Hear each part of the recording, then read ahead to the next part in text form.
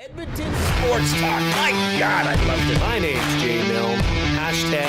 #Blue. Our sports update deliverer. The Coop. I'm Zachary Kubish, and you're up today. You know what, Reid? You might be on this. All right, here's what's going on in the nest.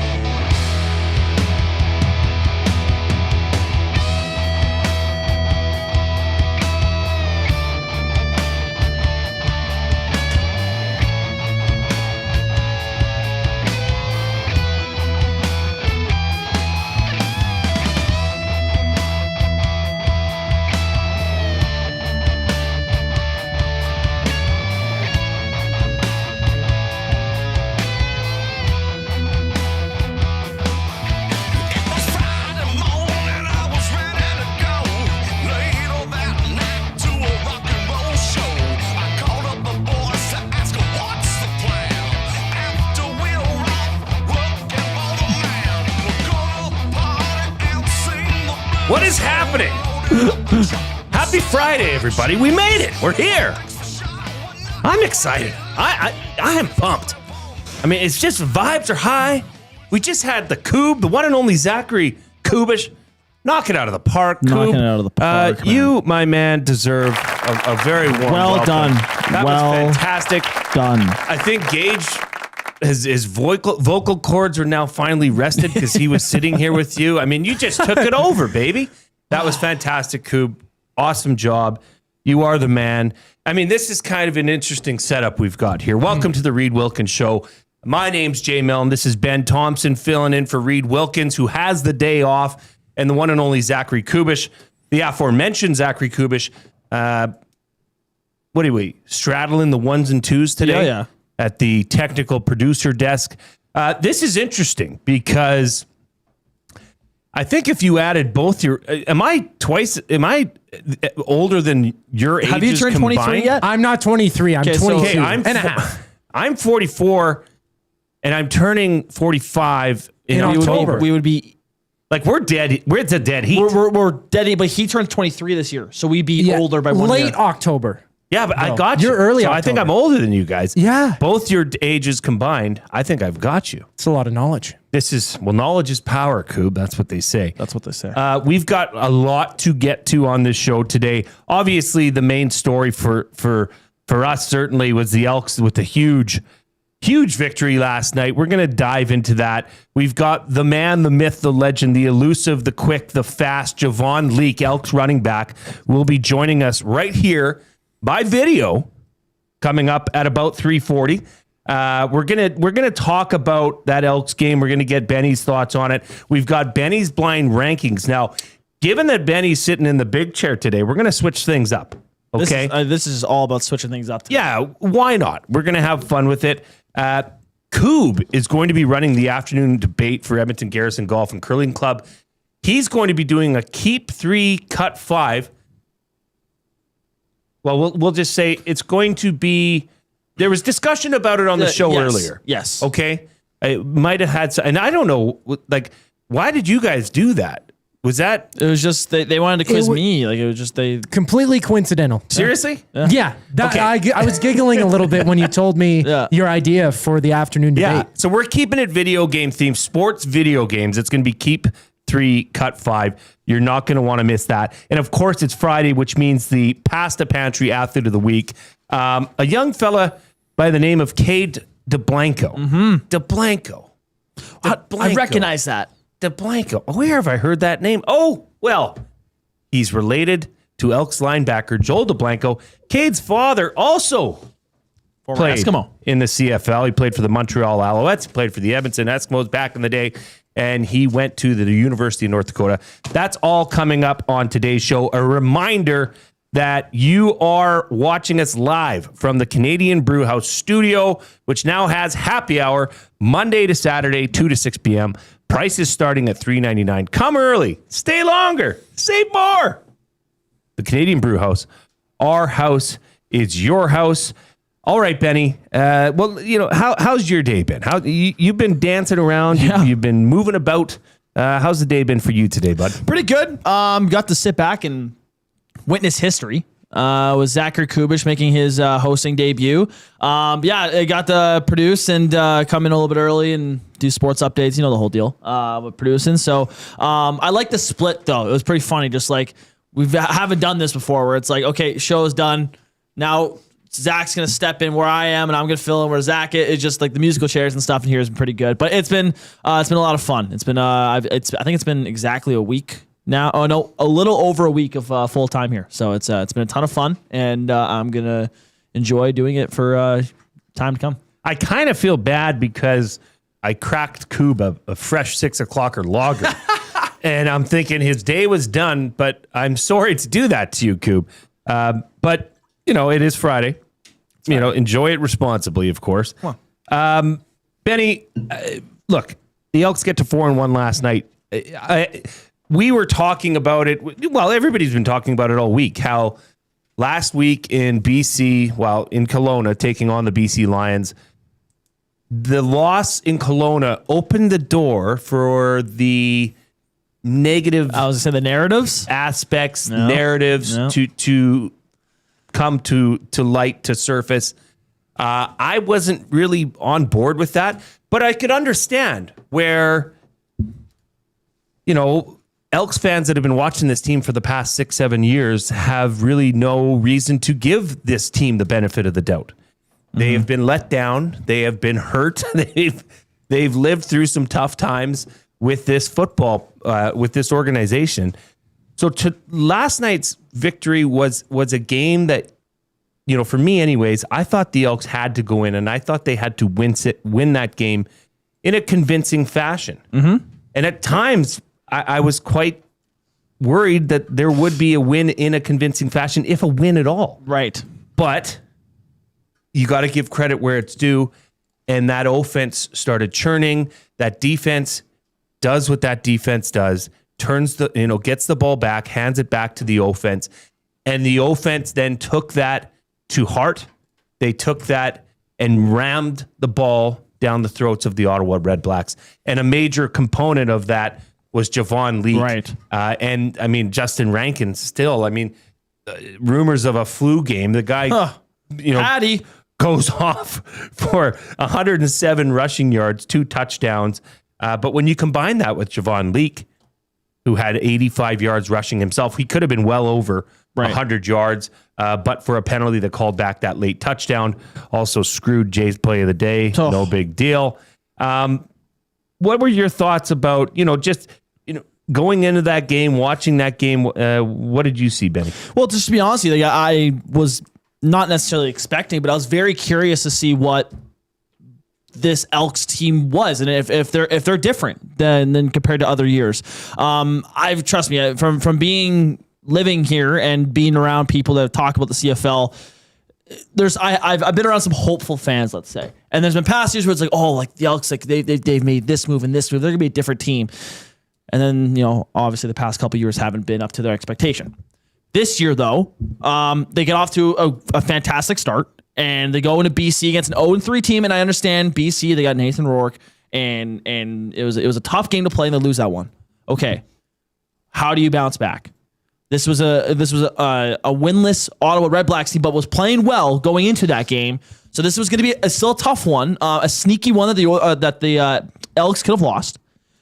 But they come out, and it was shaky a little bit, but they come out victorious in the end. And like you were saying, Javon Leake played a massive role in it. Rankin was awesome. The defense, Dublanko, I think it was Cordell Jackson with 2 picks yesterday as well. Yep. The team stepped up. And I was watching a video earlier today of Mark Killam talking to the guys in the dressing room after and just firing everyone up. He's like, you guys made a decision to play this well back in Kelowna. In the locker room after that game, you guys made the decision to make this, have this performance back here in Edmonton. So I hope this continues throughout the rest of the year. I hope this puts more butts in seats because this team is damn good. And Justin Rankin alone is worth the price of admission. But the team as well, playing around him really well. So Elks, man, they're looking like a different team this year. So it's been a pretty damn good start for this team. Well, Justin Rankin continues his torrid pace, well on his way to becoming the first CFL player to have 1,000 yards rushing, 1,000 yards receiving. I mean, what he's doing is simply amazing. I mean, we might at the end of this be talking Mike Pringle-like numbers. Yeah. In terms of single season rushing yards. If he stays on this pace, and from what I've seen, I don't like. He had a game last week where he was sub 20 yards rushing, right? And he's still on that pace. Last week in Kelowna at halftime, he was -2 rushing yards. I mean, I made a note in the first drive of yesterday's game. He had double the amount of rushing yards he got all last week, and he had an extra touchdown. So I couldn't even leave the tailgate in time before hearing that Justin Rankin was scoring a touchdown. I was like, oh my goodness. Well, and that's the thing, Benny. I think that's also part of this storyline is that the Elks came out to such a positive start. I mean, they took that first drive, they took the ball, and they put up 7 points. I mean, at that point, the stadium was buzzing. People were, oh boy, this team's clicking early, and then crickets for a while, but not for the rest of the game. Right. They were able to find that groove again. And that's something I want to ask Javon Leake specifically in regard to what head coach Mark Killam said post-game last night, was that you guys made the decision in the locker room in Kelowna that this was going to happen. I want to know from Justin Leake what was discussed, what was said, who said it, and what lit that fire to get this kind of result out of the Edmonton Elks yesterday. A reminder, if you are watching us on YouTube, we appreciate that. You can also listen to us on iHeart Radio, the TuneIn app, as well as at edmontonsportstalk.com. But if you are watching on YouTube, there's a little thumb at the bottom. And I'd like to dedicate these thumbs to Zachary Kubish and Ben Thomson, the young guns, the smoking guns of Edmonton sports talk, so to speak, who are, you guys are pressed into a little bit more action, and you guys are doing fantastic. I love it. It's great. It's great for Edmonton sports talk. The Nasties are loving it. And you know what? I mean, that's the bet. Like from my former life as, running a business, there's nothing better and more satisfying than finding somebody to raise and elevate the whole company from within. That is something that, it's hard to do. And I just love you guys. I love how much you're taking on these challenges and just rolling with it. That says a lot about you. You're fearless, which is great because you're in the right place to be fearless. So good job for you guys.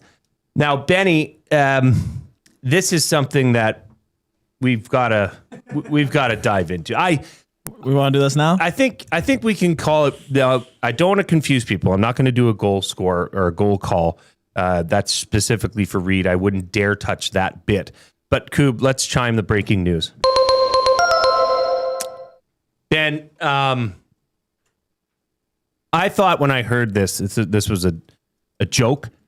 I know we had sat in the hangout together and talked about it and thrown it around. This once started as a joke. It did start as a joke. Now, true or false? Let's just start with this. All right. True Let's you get the mic. This is okay. Well, let's go. True or false? Are you going to be asked to leave where you currently reside for the sake of renovations in the near future? Correct. I will. Yes. I have been asked. You've been asked. Yes. You've been asked to uproot.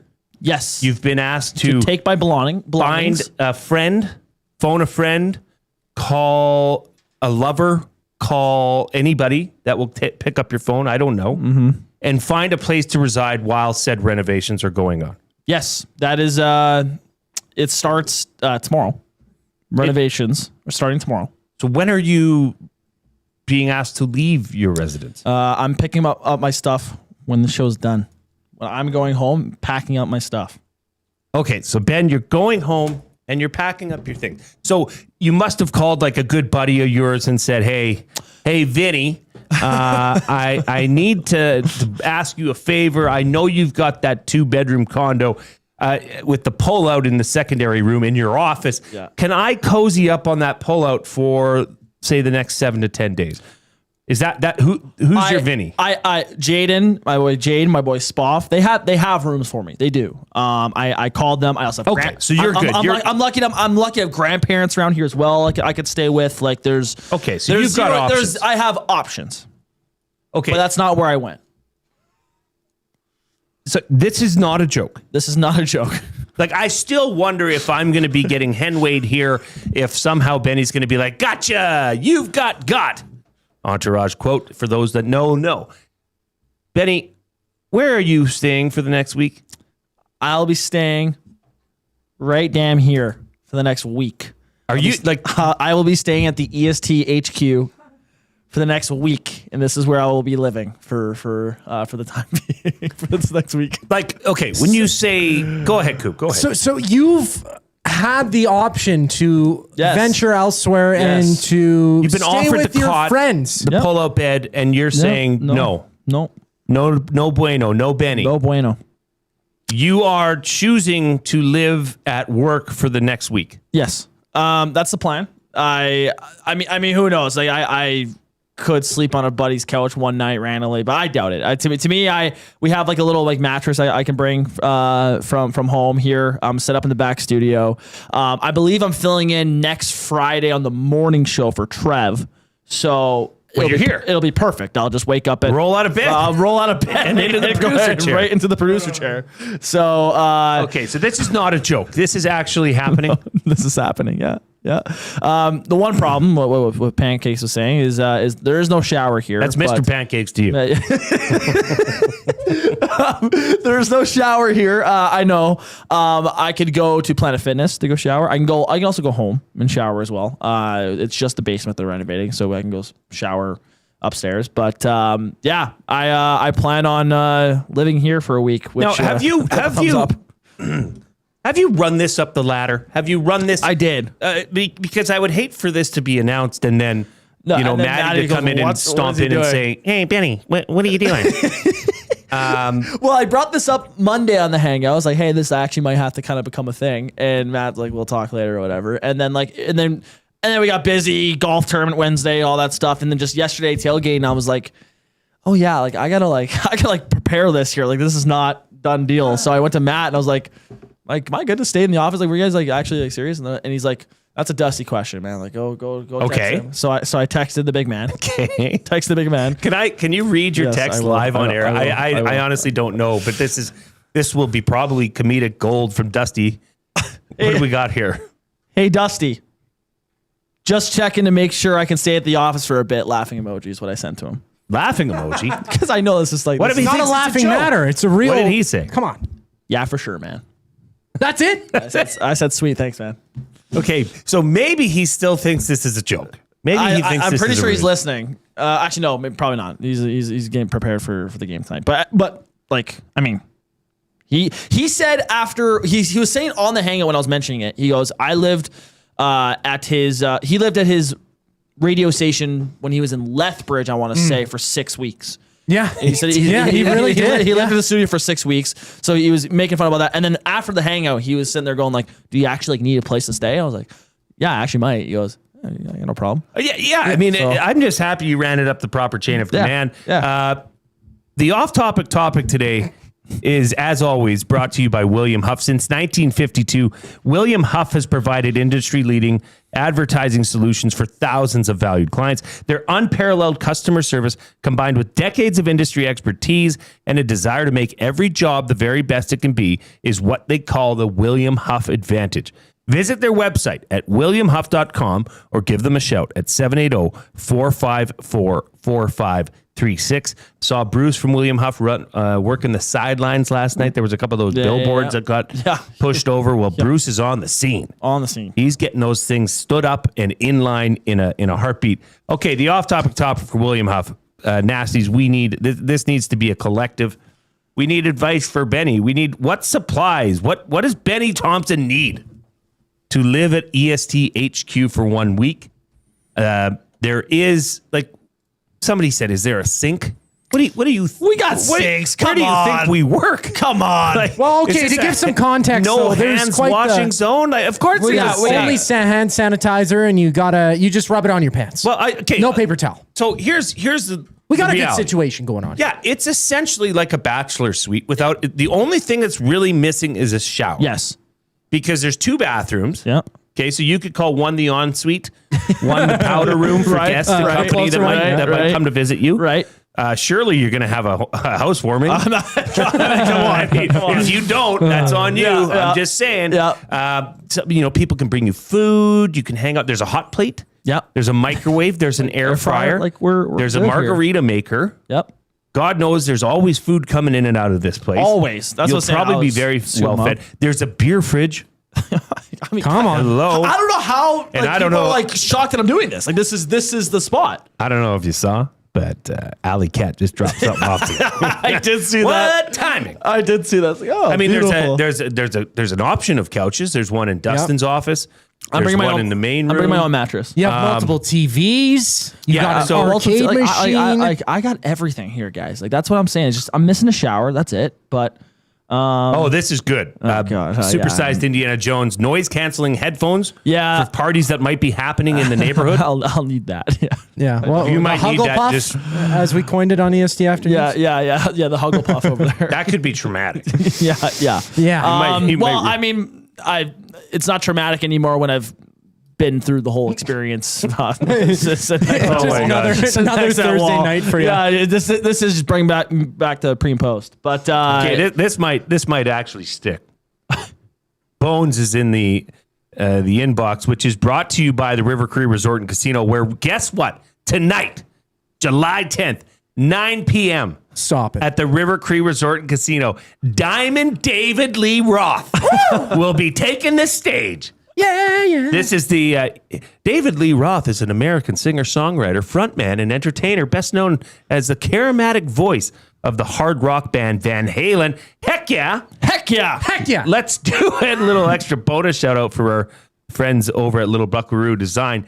Head over to the rivercreeresort.com. Click on events. You will see there are a limited amount of tickets left for David Lee Roth live in concert tonight. At the end of July, Collective Soul is going to be coming through town. So check out the rivercreeresort.com. They are the fine sponsors of our afternoon inbox, where Bones has sent in this juicy little Here, Bones. It might be a little new nickname for you. Wait, but Bones was talking to me at the golf tournament on Wednesday. He goes, "I'm gonna text in Friday. Read my text." So thank you. So thank you. Bones very well dressed on Friday, by Yes, the way. yes, That outfit yes. with that was the EST new golf too. Yeah, And the white pants. well, nice, Like very nice, very nice. risque, but I like it. Yep. Looked fantastic, Bones. New nickname, Sponge Bath Benny. Yeah, like all else fails, Yes. we do have sponges, and you could get creative. I could. I mean, bachelors have done it. Right. It's just a rite of passage. Jason in Leduc, all he needs is a TV and internet, and Benny's good. I'm good, man. Not having anyone around will let Benny live his best life. That's what I'm saying. It's true. That's what I'm saying. This is kind of my trial for like living by myself and just kind of do my own thing. Like I'll just be here, and I don't know. I'm doing some. I haven't ran this by Matt or anything. Imagine just doing a couple shows at night or something, just chilling with the nasties. I don't know. I to me this is some people find me crazy for doing this, but I honestly this is you got everything you need here basically except a shower. Well, must need.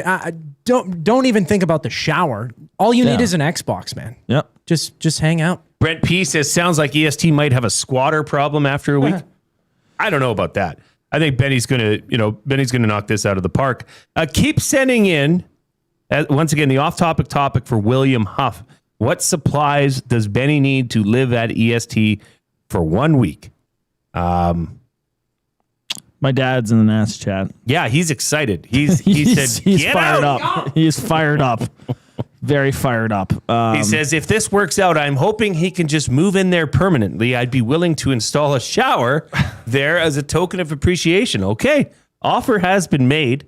That would be really cute if there was just like a little Benny suite and we could just go visit in Benny's bedroom. have a little chat. Yeah. It'd be great. I'm really excited for this. Good for you, Benny, for doing that, for stepping up and helping your parents out, because I know that getting you out of their hair probably helps with the renovation. Yep. So send those in, 780-218-9999. We've got to get out. We've got Javon Leake coming up in just over 10 minutes. We're gonna have the Edmonton Garrison Golf and Curling Club afternoon debate in the second hour. Jay's play of the day coming up, buying or selling, oil understood, fire it up, and the Pasta Pantry athlete of the week, all coming up on a Friday edition of the Reid Wilkins Show with Jay Milne and guest co-host Benny Thomson. But first, we must hear from the one and only Coob.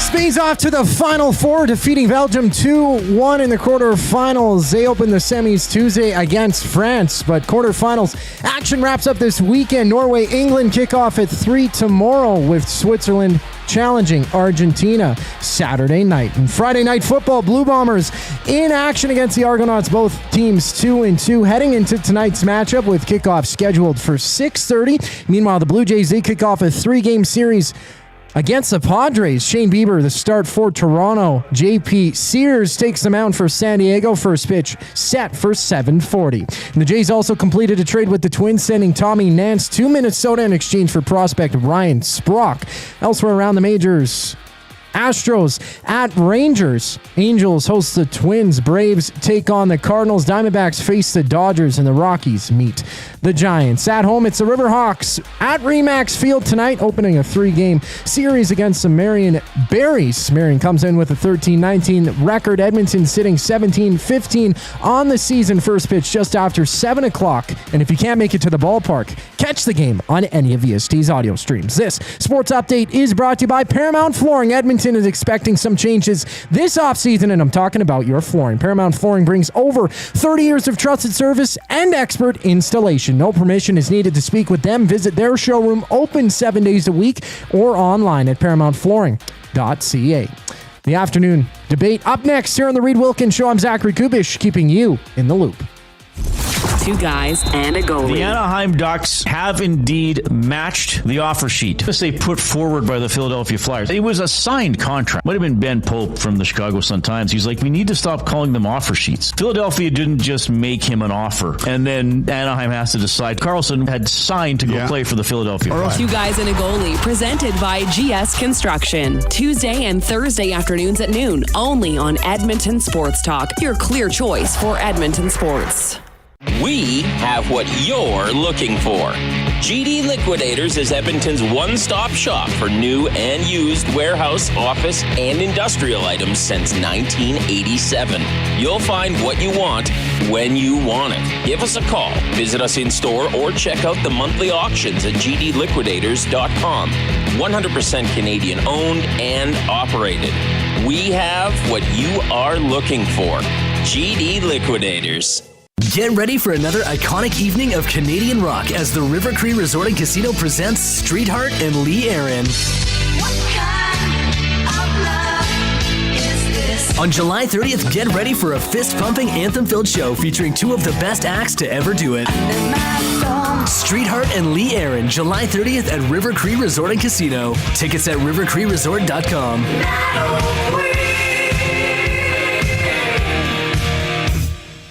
GCL Diesel has been serving oil country since 1972. From diesel cars to SUVs to pickups. From farm tractors to school buses to a big rig. From diesel generators to forklifts, GCL can test, troubleshoot, and repair all diesel fuel system components. Whether it's injectors, pumps, turbos, filters, or additive, GCL has the parts you need to keep your diesel running the way it should. For genuine diesel parts at wholesale prices, visit GCL Diesel in the West End or online at gcldiesel.com. GCL Diesel. Diesel understood.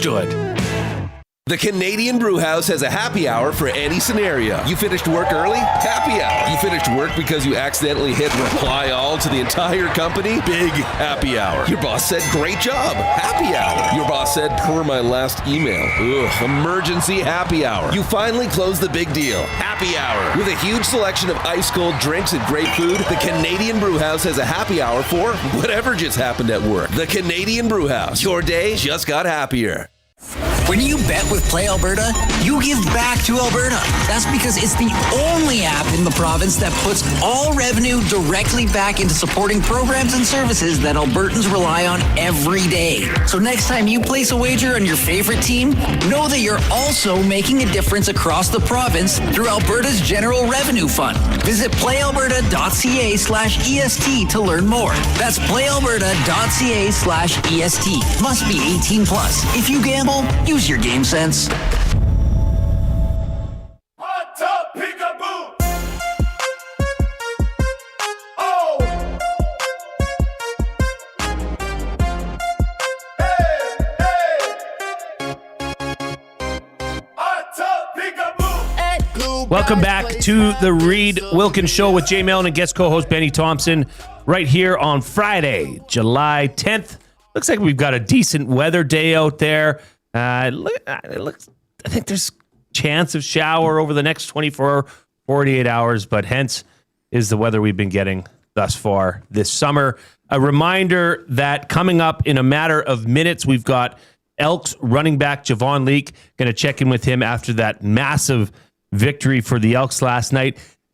Look, we're going to talk to Javon Leake about a lot of things offense, but I just want to reiterate and keep harping on that I truly believe that this Elks defense is the best in the league. This secondary is the best in the league. I mean, they now have tied the league high in interceptions with their 4 last night with 8. Okay. They're winning the turnover ratio, and this has to do with offense as well, at +7 right now in the CFL. That's huge.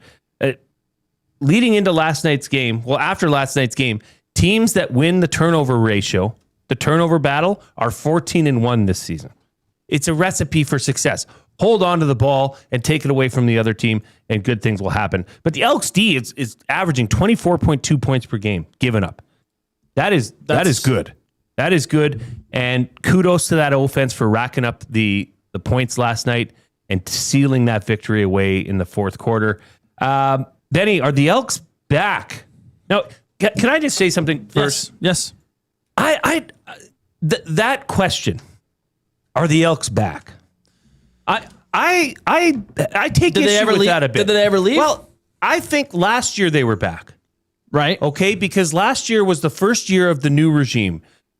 President Chris Morris comes in, hires general manager Ed Hervey, hires first-time CFL head coach, longtime CFL head coach assistant coach Mark Killam. At that point, I said that's the changes that need to start. This organization has continuity from the start that's there to stay. Mm-hmm. And the first thing they said in their press conferences were, we've got the right guys in this locker room, and we aren't going to let them go. We don't want to have this turnover, this revolving door, that it's so hard to build that continuity within a locker room when you don't know the guy across the stall from you. I mean, that was a problem. That was an epidemic with this team in the late 2000s or late 2000, say 18, 19, right, and then into the 2020s.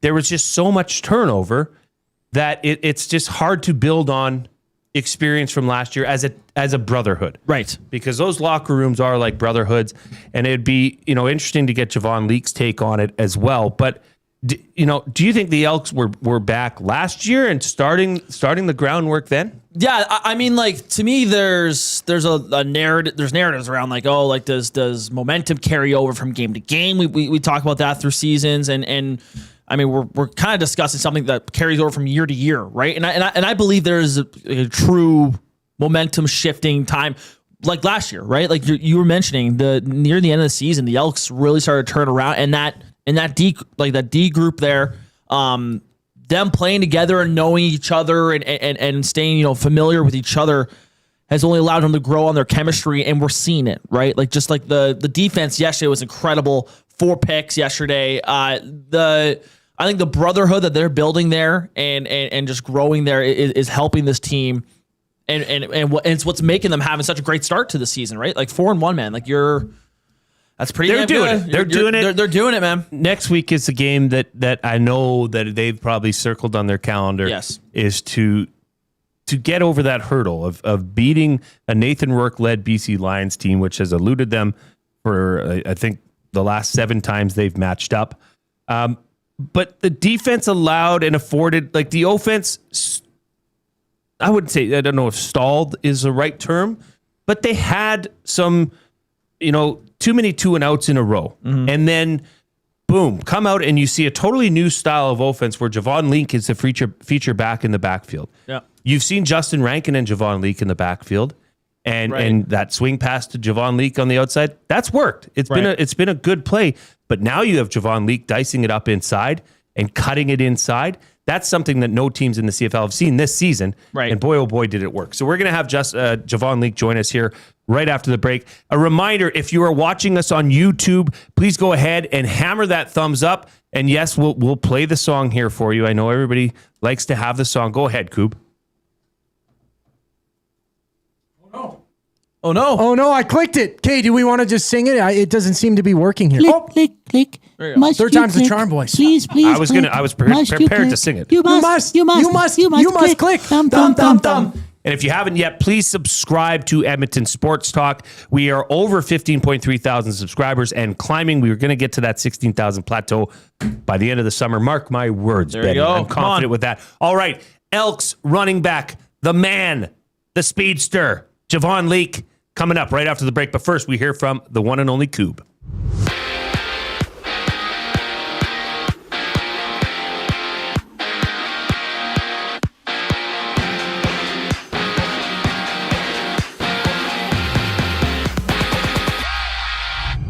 Spain's off to the Final Four, defeating Belgium 2-1 earlier today. They opened the semis Tuesday against France with quarterfinals action wrapping up this weekend. Norway-England kickoff at 3 tomorrow with Switzerland challenging Argentina Saturday night from Winnipeg. Friday Night Football action. Blue Bombers hosting the Argonauts. Both teams 2-2. Heading into the matchup, kickoff goes at 6:30. And out west, the Blue Jays in action for the start of a 3-game series against the Padres. That starts just before 8 o'clock. Shane Bieber takes the start for Toronto. JP Sears on the mound for San Diego. And before the contest, Toronto made a trade sending right-hander Tommy Nance to Minnesota in exchange for 21-year-old prospect Ryan Sprock. Other baseball news, Shohei Ohtani of the Dodgers has been ruled out of next week's All-Star game with a knee injury. Locally, the Riverhawks play host to the Berries. First of 3 total games. Marion coming in with a 13-19 record. Edmonton 17-15 on the year. First pitch goes at 7, and you can catch the game on any of EST's audio streams. Javon Leake up next here on the Reid Wilkins Show. I'm Zachary Kubish, keeping you up to date. The oil stream. I don't think there's a team in the league that's got a better group of young talent that's secured at that price. Well, there isn't a team. It's the Montreal Canadiens. I think this does lead to a conversation on, is this what you do now? I think so. You give these guys coming out of their first deal $9 million, so you don't have to worry about somebody trying to snag them and screw you over and pay them $18 million. Oil Stream, presented by Boston Pizza. Monday, Wednesday, and Friday afternoons at noon. Only on Edmonton Sports Talk. Your clear choice for Edmonton sports. Sentinel Storage congratulates Canada Soccer's men's national team for breaking new records, making history, and showing us Canada is a soccer nation. From local fields to the world stage, our athletes make us proud to call Canada home. Sentinel Storage, official storage partner of Canada Soccer.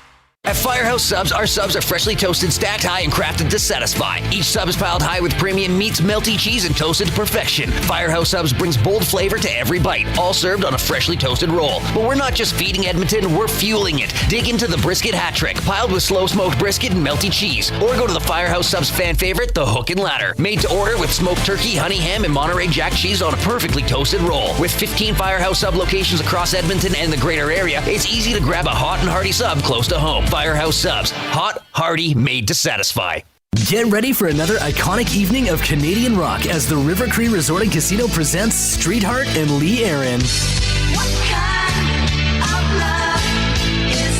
On July 30th, get ready for a fist-pumping, anthem-filled show featuring two of the best acts to ever do it.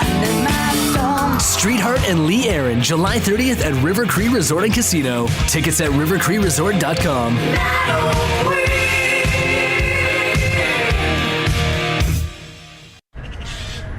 Somewhere, someone is sitting on a patio that is literally part of the parking lot. They're hot, uncomfortable, and bored.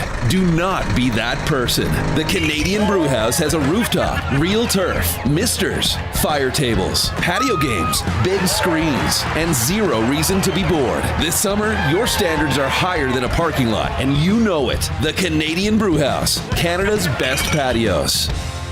Looking for flooring? Paramount Flooring has it all. Sales, service, and expert installation with options for every style and budget. Open 7 days a week. We've got you covered. Quick delivery and in-stock deals. Plus, EST listeners get 10% off. Visit ParamountFlooring.ca today.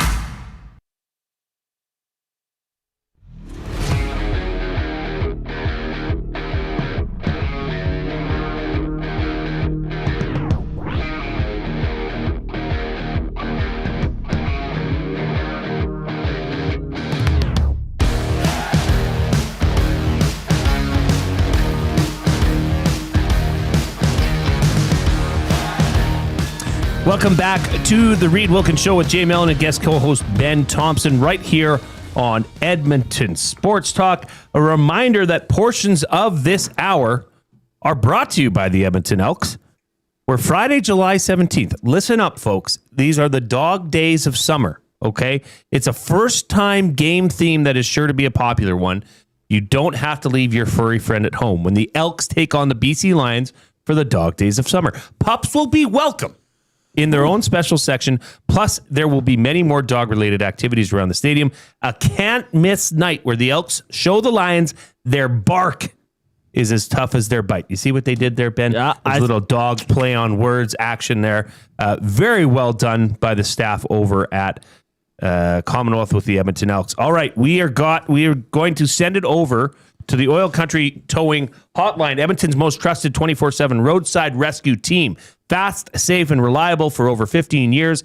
Whether it's a game day or a snowstorm, we work as hard as your favorite team to get you going. Call 780-986-6088 for all your towing needs. And with that, we bring in Elks running back Javon Leake. Javon, how you doing today?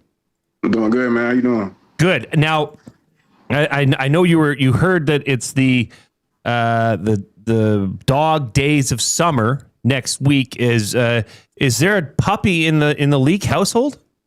Nah, there's no puppy in my household. You're not no dogs. Just stay away from dogs. Have you had dogs? Nah, I love dogs. It's just with the schedule and then going back and forth from Canada to the States, it would just kind of be hard to take care of. It'd be hard to transport him. He'd be lonely during the day. I hear you. I like big dogs too, man. So that would be hard to get him back and forth. Yes, that certainly would. Look, Javon, I just want to start with.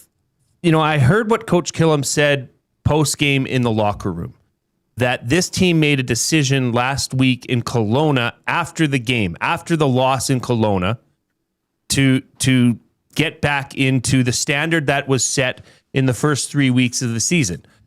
What exactly was decided in that locker room, if you can allow us to say, okay, we've got to refocus and get our heads on straight and together as a collective? Like, what happened in that locker room in Kelowna? That was basically it, man. We felt like we didn't play our best football. We know we're a better team than them in all three phases. So it's just like we started hot, being 3-0, and we won those games in all three phases. So it's just like we got to get back to playing that football, our brand of football. So after that loss, man, everybody was just in the locker room basically saying we can't wait to get back to practice, can't wait to, start the process over. So it's just trusting each other, keep building off of what we already started and just, get back to the drawing board. We were talking about the continuity aspect, okay, from last year when general manager Ed Hervey came in, then Mark Killam came in, and it was a starting point where now this team can continue to grow together. This is year 2 of that, and you've been through the second year of a training camp with everybody together. How much easier is it for you and the rest of the leadership on that in that Elks locker room to have a conversation like that and have the buy-in now that you have that continuity that is in place? Man, it's easy, like this is my third year here, second year with Coach Killen, man. So we know what we want to do. We know where we're trying to go, man. So just being in the system, second year, being with the same guys, we got a couple different guys that came in, but you know what I'm saying, everybody bought in from day one, man. So it's, when you got a locker room full of guys like that, it makes it easy, man. You just go out there and ball, trust each other, like I said. But this is year 2, man. So we know what we want to do. We know where we're trying to get to. So we just got to trust that process. Well, I must say, that game was a lot of highs and lows, but when things started to click in the second half for that offense, boy, did they click, and they clicked fast. Javon, you were the feature back, which a lot of times had us in the press box saying, is Justin hurt? What's going on? But was that game plan? Was that something you guys had practiced during the week, or was that just something that came up during the game? There was also, rumors that Justin Rankin was under the weather a bit. Like, how did that all come about? During the week, it was game plan. They told me I was going to get a few more touches on offense and just have a couple packages in for me. So I just did the most that I could with my opportunity, man. But me and Rank were rotating like every 3 series or something like that, man. So, Rank is hot, but anytime he's tired or anytime he just needs a little breather, man, I'm coming in right away. So it was part of the game plan. Just give me a few touches on offense. I just made the most out of it. Yeah, Javon, and I just want to ask you about your relationship with Rankin. I mean, we get an outside perspective of, he's been balling out this year, and I know you get a close-up look at it, and you help him out a little bit yesterday with some rushing yards, and so I just want to hear about your relationship with Rankin. How is he off the field, and kind of your guys' friendship there? He's the type of guy that you want in your locker room, man. He's a great teammate, man, great guy. It's my 3rd year with him, man. He's my dog. I love him to death, and it's been fun to watch him ball, watch him grow from the past previous years, man. But he deserves everything he's getting right now, man. He's a great player. I hope he continues to play like this and at this level, because we're winning games with him playing like that, man. So it's fun to watch, and like I said, he deserves it. And so, I mean, we got to see some celebrations yesterday with Justin Rankin scoring some touchdowns. On the broadcast, they made it seem like this was a Keon Julian Grant setup type deal for the celebrations. I'm curious, are you in those discussions? Are you in the planning of how those celebrations get done? Because I saw some duck goose yesterday. Like, how does that all get figured out in the locker room there? Crazy enough, the duck goose, that was Rank's idea, man. He came to the offense. He came to the offense. He was like, if whoever scores first, we're doing the duck goose. So nice. Keon remembered it, because we scored a bunch of touchdowns before we even hit that celebration. So right. Keon had remembered it, and everybody did it. But I don't have no say on those, man. Whoever comes up with the celebration, I'm with it. This offense popped off for 24 points in the 4th quarter. Do you feel as a unit that the momentum is shifting? Because for those watching, it felt like the field was really starting to tilt in the Elks' favor. Do you guys sense that and almost crave and want to dig in more and exploit that feeling more? Yeah, definitely, man. We got weapons on offense. I love our receivers, our O-line, Cody at quarterback. And, like I said, the way Rank is playing, man, we got a bunch of options that we can go to. So I feel like when we're hot, man, we're hot. So we just got to continue that, what I'm saying? Just put the plays that need to be put in and execute, man. But like I said, we got a bunch of players all across the board. Anybody can get the ball. Anybody can make a play. So like I said, it's been fun to watch. And so you just come off a short week here, Javon, and you're going to be playing the BC Lions coming up. You got a little bit of a long week here. What do the next couple of days look like for you? Are you on the golf course? Are you sitting at home relaxing? What do you do in your free time here to kill some time before you're playing next? I'm relaxing. I'm not really a big golfer. Some of my teammates, they're going to golf today, actually. Nice. But I'm going to just relax. I got in the tubs, just get my body back right. And we got the next couple of days off. So, like I said, just relax, get that time back a little bit, and reset for next week. Javon Leake, Elks running back, joining us here on the Reid Wilkins Show. Just a couple more for you here. Look, you ripped off a massive run that was negated by a penalty. We talked about the penalty on the post-game show, and I'm sure Jordan Murray was talked to about that. Okay, there was probably that's just not the way we want to go about our ways. But really, the question I want to know is is that a conversation you have with him and be like, dude, you owe me supper, man. Like, you took a touchdown and 60 plus yards off my plate. That's exactly what I said. I said, you owe me something. We're gonna have to figure it out. But, that's my dog, man. He kept apologizing to me. Still, like today, seeing him in meetings, he was still apologizing. So, what I'm saying? I know we be in the moment sometimes, so I'm not mad about it. It's on film. We showed it. Wish it would have counted. But like I said, I know I could have plenty more opportunities to, hit a run like that. Well, and I think, honestly, I think there's been something found there where, because you and Justin have been in the backfield before, but usually that's a decoy and you get you out in the flats or outside. But to see you running it up the middle like that was awesome. And the Elks fans are surely pleased to see that. One more for you here before we let you go. And thank you for your time. I know it's a day off for you guys. But BC, Nathan Rourke, is that something as well that you and this team, this brotherhood, are you guys going to discuss that and say, look, we got to stop this right now. This has gone on long enough. We got to get over this hump and beat Nathan Rourke and these BC Lions? Yeah, definitely, man. We had that talk today. We know who's coming here. We know what type of team they are, man. So, like I said, we just got to play our best football. We already played them a week ago, so we know what to expect, man. They probably throw a few different things at us, but like I said, man, if we play our football in all three phases, man, I feel like we could win anytime. So, like I said, we just gotta get back to the drawing board, not make the mistakes that we made last week, and like I said, just execute. So we'll be good. Take this week, take these next couple of days off, and reset, and be sharp for next week. Javon, always fantastic to have you on. Nice chatting with you. Thank you for taking time to join us here on the Reid Wilkins Show. And best of luck next week in BC. We'll see you down at Commonwealth this week. All right, appreciate you guys. All right, that was Elks running back Javon Leake joining us right here on the Oil Country Towing video hotline. Benny, I just love the honesty and the sincerity that you get from a conversation with Javon Leake, who, they know what they've got to do against BC. Yeah. And I must say, that could have been an answer like, we just take every game the same. And it's like, no. And I love that. Mm-hmm. I love hearing that. No, this isn't any normal game. These guys have kicked our asses for the last 7 times we played them. And this quarterback, we haven't beat in a long time. So I'd like to do that. Yeah. That's okay. That's fire. That's competitive spirit coming out. What did you think of that? Yeah, I've always never really understood the whole we take every game the same and all this stuff. Different teams bring different styles to you, different schemes and all that stuff, especially in football. With the amount of strategy that goes into that. Nathan Rourke has had your number. This has been a team that has beat up on you guys multiple times. So you need to figure out a way to fix that. Whatever they're doing right against you guys, it needs to switch up. So, we saw in that last game against BC, they shut down Justin Rankin. So they go against Ottawa. I bet you it was a little trial. Let's throw Javon some more looks here and see what happens and see if that frees up Rankin. Look what happens, right? So I'm curious to see if that's what's going to follow through here for against the BC Lions. So I like that. I liked a lot what he said there. The celebrations, the question I asked him there too. I was very curious to see who's behind those and all that. He's a great interview there. Well, last night the Elks had 215 total rushing yards. Right. The Ottawa Red Blacks 25. Yeah.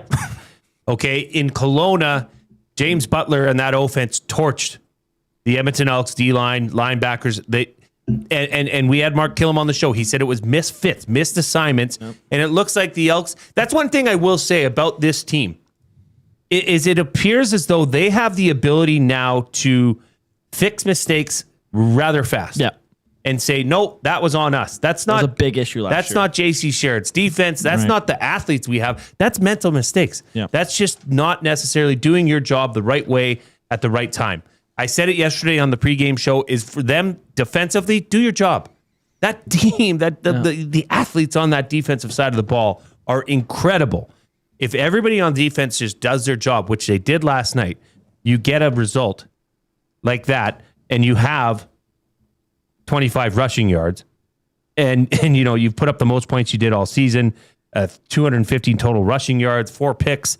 That is what this team is capable of. Right. That's the bar when all systems are go. And there was some slower times. Okay, but I'm willing to look past that in this instance because they fixed it on the fly. They didn't keep trudging through and trying to, run the ball up the middle with the same scheme and the same look. They switched things up. Yeah. And it really worked for him, popping off for 24 points in the fourth quarter, like I said. And another point here, too. Vincent Blanchard, 13 for 13 on the season. He has not missed a field goal. In fact, the only thing he's missed is 2 extra points. Right. Which is a real head scratcher. Yeah. Doesn't make that field goal he hit 50-yarder. The 50-yarder right before the half. Like that was a huge one for them, right? Stole that. Massive. And I think he could have hit that from 65. Yeah. Like that ball landed at the back of the end zone, which is 20 yards deep. Yeah. So Vincent Blanchard, another real success story. I remember talking to Coach Killam about him last year. Said he had I believe he said he had what was it, Cube? An active leg? A spicy strong leg, something like that. Something like that. Whatever buzzword. Yeah. So it's good to see Vincent Blanchard, who's, as a kicker, if nobody's talking about you, that is a great position to be in. Mm-hmm. All right. That was Javon Leake joining us here on the Oil Country Towing Hotline. That's the top of the hour, Benny. Wow. Just 1 hour has flown by just like that. Don't go anywhere. We've got Jay's Play of the Day come up. We're going to revisit what happened here with this Justin Leake interview. We're going to talk about what else is going on in the CFL this weekend. Our guy, Dusty, is out in Winnipeg tonight, calling the game with the one and only Glenn Suter. Then we're going to get into the afternoon debate. Benny's got an interesting Oil Understood.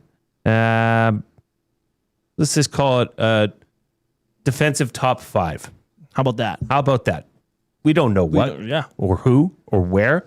But we're going to get into it all in the second hour coming up. First, you're going to hear from our partners, and then the coup with a sports update. The Lock Shop. They are back. Now, back as the best team in the league? Wow, we'll see about that. Back as a legitimate CFL franchise? Back as a competitive team that Edmonton fans can be proud of and get excited about? 100%. Last night was, as we talked about it, I thought a mismatch. One good team, one team that sucks. The Lock Shop, weekday mornings at 11, only on Edmonton Sports Talk, your clear choice for Edmonton sports. You've always known GCL Diesel as the experts in diesel fuel systems, but did you know that GCL is also your source for turbochargers and turbo repair? As a turbo supplier for Garrett, Borg Warner, and Holset, GCL can provide genuine original equipment turbos at wholesale prices. Whether it's diesel, gas, natural gas, or performance, we can provide you with the turbo or custom repair you require. Turbo questions? We've got turbo answers. Visit us in the West End or online at GCLDiesel.com. GCL Diesel, turbochargers, understood. Looking for a delicious meal without the hassle? Head to Pasta Pantry in Sherwood Park, your home of the game day meal. From handcrafted fresh pasta with rich homemade sauces to ready-to-heat family meals, Pasta Pantry brings authentic Italian flavor straight to your table. For over 30 years, Pasta Pantry has served hot, delicious comfort food made right in our kitchen. We do it fast so you can slow down. Visit Pasta Pantry in Sherwood Park today and taste the difference fresh makes. Pasta Pantry, real food, real fast, real good. Kickoff is coming. Are you in? July 17th, Elks, Lions at Play Alberta Field at Commonwealth Stadium. It's Dog Days of Summer presented by ATCO Energy. Bring your pup and watch the game in an exclusive section. Plus, find activities for your dog around the stadium. Every catch, every tackle, every touchdown.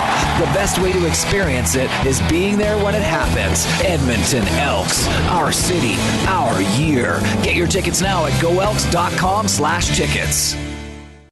Time for a new career in 2026? Or maybe your kid is still pondering their path.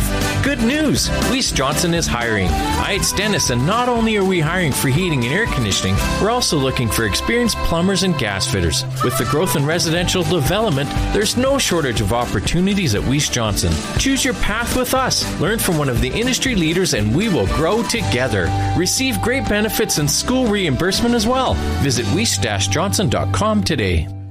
You've heard the name, but what does it mean? For over 66 years, William Huff Advertising has supplied signage from screen printing to digital to LED with design, production, and install in-house. It's a one-stop shop for all your signage needs. Edmonton owned and operated, William Huff has been trusted by the biggest companies and teams in the City of Champions and many others across the country to do the job. If you're looking for a way to get the word out about your company or event, they are the answer. Go to www.williamhuff.com. Their results speak for themselves.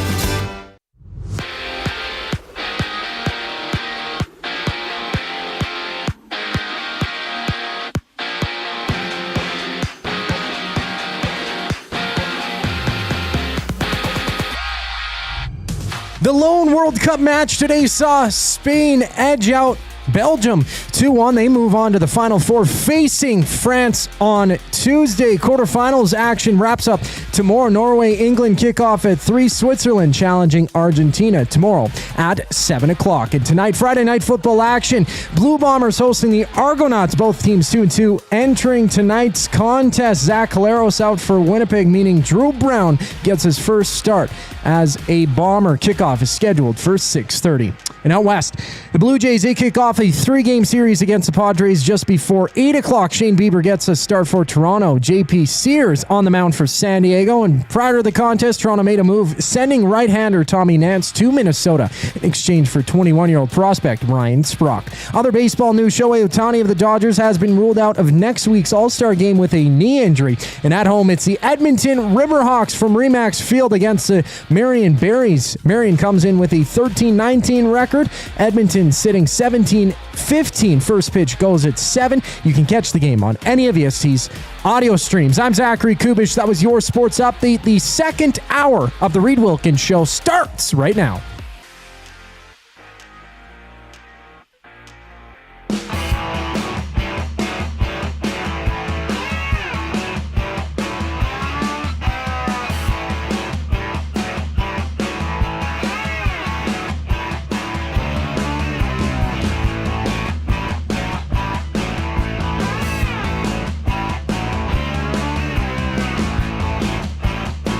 Second hour of the Reid Wilkins Show with myself stepping in for Reid Wilkins, Jason Milne, Zachary Kubish, working the ones and twos.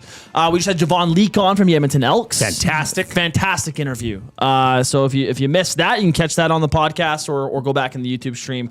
All that stuff. We have some fun stuff coming up later on in this hour. We got the Oil Understood. We have the afternoon debate with Zach filling in for me on the. Usually it's me coming in doing the blind rankings and the keep 3 cut 5. Does he get your music? He gets my music. What? Yeah. I get think the that's only blind fair. ranking music. Yeah, you get to press the music. Dude, it's your day. It's your day, man. I guess so. I guess it is. Well, big shoes to fill because you always come in with such a hot topic and 8 great options to choose from. So it'll be good. We can have you in. So we have some text in for the off-topic topic.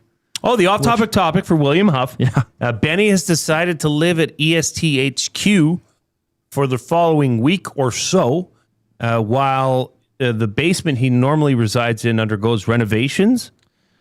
Yes. Yeah, they're replacing the carpets and putting hardwood flooring, and then they're repainting the walls. So this is so we should add some context to this. Your dad, Nate the Builder in the Nasty Chat, this is in his wheelhouse. He can knock this out. He's hiring people for this, but this is people he knows and stuff. So this is all, through him. But yeah, so we're replacing the carpet. Our dogs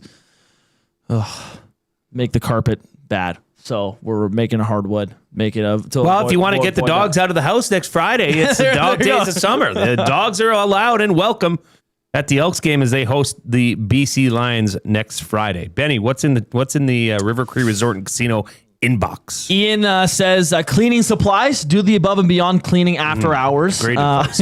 So yeah, probably we don't want to come in and see toothpaste and a toothbrush and mouthwash or whatever you need in the mornings. It needs to go back into its special place. Like someone's not living here. Yeah, I'm confident in your abilities, Ben. You're for a 22-year-old, you're 23-year-old. Sorry. Wow, look at you growing right before my eyes. You're a very mature young man. Thank you. We have El Presidente saying toilet paper. There's tons. That's supplied.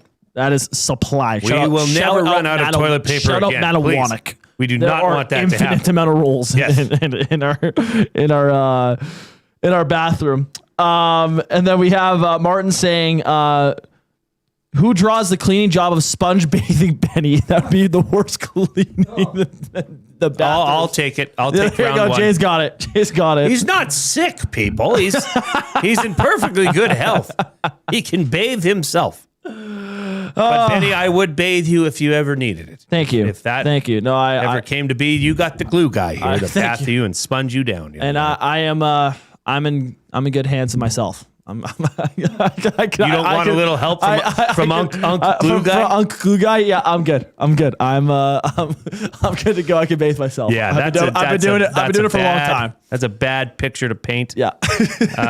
Poop Stains in the River Cree Resort and Casino inbox says, nice trim, Jay. Won't be long now. I know how you feel. He says, I have nothing left on top either. Like, yeah, this is just a summer cut for Jay. Well, I'm used to it. Whatever. Oh. I really couldn't care less. This is my high and tight summer fit. I'd really trim it up. I'll agree. When I went to get a cut yesterday, I was in a bit of a predicament of rush. So I was very let's get this done. Yeah. But you know what? It feels nice. I feel like 10 pounds lighter. Yeah. I was just my saying. hair was just getting like so long that it would just be uncontrollable, and it was hot. You know, when your hair is long, you used to have long Metallica it just gets rock stuffy. hair. Like nothing There's can no escape. breathing. Right? Yeah, and especially when we're entering the realm of plus 30. Yeah, I need my summer cut. Like you need it. Yeah, for a sharp man, you got a clean cut, my friend. For a short man? Sharp. Oh, man. sharp. I was going to say, Coob, I look you in the eye. No, you're not a short king. If you're under 6 foot, I don't think I'd have the balls to call you short king, even if you were short. Short king. Yeah. What's the short king? Like, we're not short shaming here. We can't. No. Short. Like, what's the average height of a man? 5'10", I think. Average. I think it's 5'10" or 5'9". Man, in North America or Europe or all over? North America. Yeah. Okay. I would say. Pretty sure it's 5. I think we live there. Yeah. I'm pretty sure it's 5'10". Varies. Canada 5'10", 5'9". Mexico 5'7". A quick search using. I was surprised artificial. to see the height or height, as some like to say, of Lionel Messi. He's like 5'4", right? No, I don't know. 5'7". 5'7". Yeah, 5'7". You're right. But like Ronaldo's like 6'2", though. I know, but it's just I don't know. To me, it's like holy smokes. He's going up against people that are in some instances a foot, like half a foot taller than him. Yep. And he makes them look like children out there. That's the definition of a short king. Because it doesn't matter what your size is.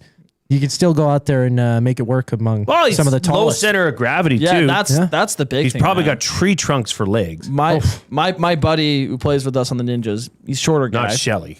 Not Shelly. I don't believe Shelly even is real. It's my boy Jane. He grew Stop up twisting our arm. He grew up a very like short but also skinny kid, and so he's always been used to like being like manhandled in contact sports. He's been in the gym for like 8 years, and this guy's a fire hydrant now. And so for the first couple of years, he didn't like. Did he grow taller as well as out? No, just out muscle wise for the most part. So for him, like the first couple of years, he was still too scared to go in the corners and all that stuff. I'm telling you, you're a fire hydrant. Like just no one can move. You have a lower center of gravity. You're stronger than everyone. Pitbull. And then now all of a sudden, he's like our mean guy. Good. He woke up a little bit. Yeah. Good. One of the harder players to play against. Somebody under 6 foot. It's the fire hydrants, man. They're hard to get off their feet. Like, yeah. It's like Justin Rankin. Yes. Exactly. Yes. Yeah. Justin Rankin. Built like a Mack truck. Yeah. Exactly. Do you know when I graduated high school, I was 5'10"? Really? So you think your growth and 160 pounds. Wow. Soaking wet. Yeah. Like I was a little wee man. Really? I didn't grow into the man you're looking at now until well into my first and second years of post-secondary education. Wow. Ooh. I still have the program from the Edmonton Wildcats. Yeah. My rookie year for them in the fall of 1999, 5'10", 165 pounds. Yeah. And you know that's lies. Yeah. Like that you can tell. Like you could probably shave an inch off that. You could probably shave 10 pounds off that. You're standing a little taller that day. You had a big breakfast. It was all lies. Yeah. It was all lies. All right, we got to get to Jay's play of the day, and then we're going to get out a little early into the 4:20 break because we've got Benny's blind rankings. A reminder that portions of this hour are brought to you by Commonwealth Stadium, where the Nations Cup is returning to Clark Stadium July 11th. Yes, the Nations Cup brings world-class rugby back to Edmonton this weekend. Saturday, July 11th, fans will be treated to a doubleheader of rugby action with Tonga arriving in Edmonton to take on Spain and Canada versus so Tonga, Spain, and then Canada versus Portugal in the second match of the day. Both Edmonton matches will be played at Clark Stadium with a newly increased capacity of over 6,000 people. Buy your tickets at Ticketmaster.ca or at the Nations Cup World Rugby Canada Men's 15's website. I had my neighbor's son went to the previous weekend, last weekend, where Canada was playing, and he said it was an amazing experience, and he said the stands were full. Nice. So it looks like it's going to be a decent day of weather for that. If you're into rugby, check it out at Ticketmaster. Go down to Commonwealth Clark Stadium and watch some men's rugby. It's time for Jay's Play of the Day, which is brought to you by Play Alberta. And in fact, all of Edmonton Sports Talk is presented by our good friends over at Play Alberta, your home for online gaming excitement, featuring casino games, live dealer action, lottery instants, and sports betting. Now with the Play Alberta app, you can take the fun with you anywhere. Download the app or sign up today at playalberta.ca. And I will add, for more details, go to playalberta.ca/EST. It's Jay, it's Play, he's Jay, it's today. It's Jay's Play of the Day. It's Jay's Play of the Day. Jay's Play of the Day. Dun, dun, dun, dun. All right. Where are we going, Jay? We're going to, don't know if you heard, it's a little event going on right now called the FIFA. Oh, the FIFA World Cup. So we're going to tomorrow's matches, okay? I already did a play earlier in the week for Norway to reach the final. Okay. Now, I don't, this Norway-England match tomorrow is interesting to me. I can't get a firm read on it. I don't know what's going to happen, except, Norway has Erling Haaland. What has that guy done that suggests to anybody that Norway is going to go down without a fight? Right. But England is England. They've got their own superstars. So here's what I cooked up. Norway and England to draw tomorrow. So to go to extra time. Didn't include any score, nothing. Just Norway and England to draw, which means as soon as they go into extra time, or, right, not 90 minutes plus injury time, like the after part of that, the extra time, the real extra time, and Argentina to qualify for the World Cup semifinals. So Norway, England to draw, and Argentina to qualify. That has been boosted to plus 390. Head on over to playalberta.ca, click on sports, click on ESC specials, and you will see Jay's Play of the Day, as well as a plethora of other plays. There is still, look at this early bird bet. I like this. Early bird bet is Chad Kelly 3 or more passing touchdowns tonight. Ooh. Norway to win versus England, and Conor McGregor to win by TKO, KO, DSQ, or sub. Disqualification, submission, or technical knockout. Just win straight up. That is decision. Are we missing any way of win? Any form of winning? It says DSQ? Yes. DSQ meaning that's disqualified. Disqualified. Yeah. So if so it can't go to decision. Every other if outcome, he bites Conor McGregor's ear off, and gets disqualified. That's a win. Vander Holyfield, yeah. Okay, you watching these fights this weekend or what? Yeah, that's the big highlight of the weekend. Well, one of the big highlights this weekend. We'll get fired up for the other one too. That's 7:00 tomorrow. That's a big, massive fight. In my books, I know my friends are super excited to see McGregor back in action. Some of the casuals kind of coming out of the woodwork to see some things, but an overall fantastic card. I'll be sitting down probably from 5:00 to like 9:00 viewing almost every single second of each and every single fight. Well, we'll be tuning in for sure. If you like that play and the others that are listed here, head on over to playalberta.ca, click on sports, click on ESC specials. All right, we've got to get out because we've got the afternoon debate for the Edmonton Garrison Golf Memorial Golf and Curling Club. We're going to keep 3, cut 5 with Coob running the helm this time. It's pre-2000s sports video games edition. Keep 3, cut 5 coming up after the break. But first, we must hear from you. Coob, go.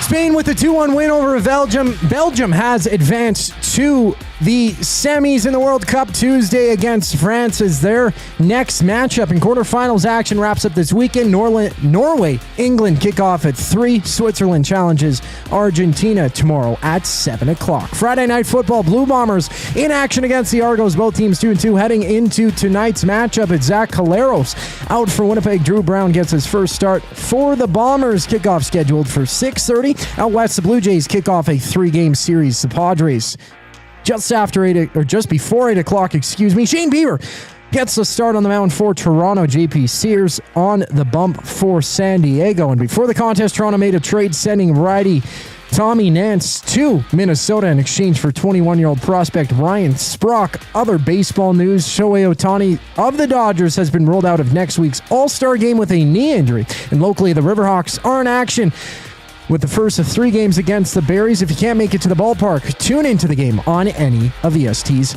audio streams. This sports update is brought to you by the Edmonton Elks. The Edmonton Elks, Dog Days of Summer, July 17th. That's next Friday, presented by ADCO Energy. Lock in your tickets now at goelks.com/tickets. The afternoon debate up next here on the Reid Wilkins Show. I'm Zachary Kubish, keeping you in the loop.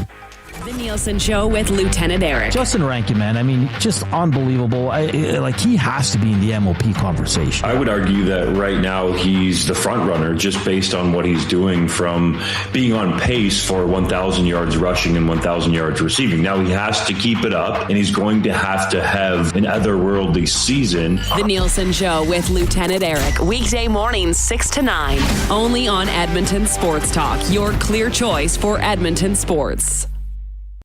When you bet with Play Alberta, you give back to Alberta. That's because it's the only app in the province that puts all revenue directly back into supporting programs and services that Albertans rely on every day. So next time you place a wager on your favorite team, know that you're also making a difference across the province through Alberta's General Revenue Fund. Visit playalberta.ca/EST to learn more. That's playalberta.ca/EST. Must be 18 plus. If you gamble, use your game sense. At Firehouse Subs, our subs are freshly toasted, stacked high, and crafted to satisfy. Each sub is piled high with premium meats, melty cheese, and toasted to perfection. Firehouse Subs brings bold flavor to every bite, all served on a freshly toasted roll. But we're not just feeding Edmonton, we're fueling it. Dig into the brisket hat trick, piled with slow-smoked brisket and melty cheese. Or go to the Firehouse Subs fan favorite, the Hook and Ladder. Made to order with smoked turkey, honey ham, and Monterey Jack cheese on a perfectly toasted roll. With 15 Firehouse Sub locations across Edmonton and the greater area, it's easy to grab a hot and hearty sub close to home. Firehouse Subs. Hot, hearty, made to satisfy. When gambling, set a budget before you play. Stay informed and visit GameSenseAB.ca to learn how. Remember, if you gamble, use your game sense. Tonight on Will It Store? 1 man, 6 bikes, and all the winter decorations still boxed up in the garage. Don't be that guy. Make space for summer with Sentinel Storage. Try 4 weeks free at sentinelstorage.ca. Since 1952, William Huff has been the heartbeat of Edmonton's advertising world. From humble beginnings to a citywide powerhouse, we've been the go-to for signage from print to design and installation. Partnering with Edmonton's top sports franchises and major events, we've helped shape the city's global reputation. Our secret? Unmatched customer service, decades of experience, and a passion for excellence we call the William Huff Advantage. Visit us online at williamhuff.com.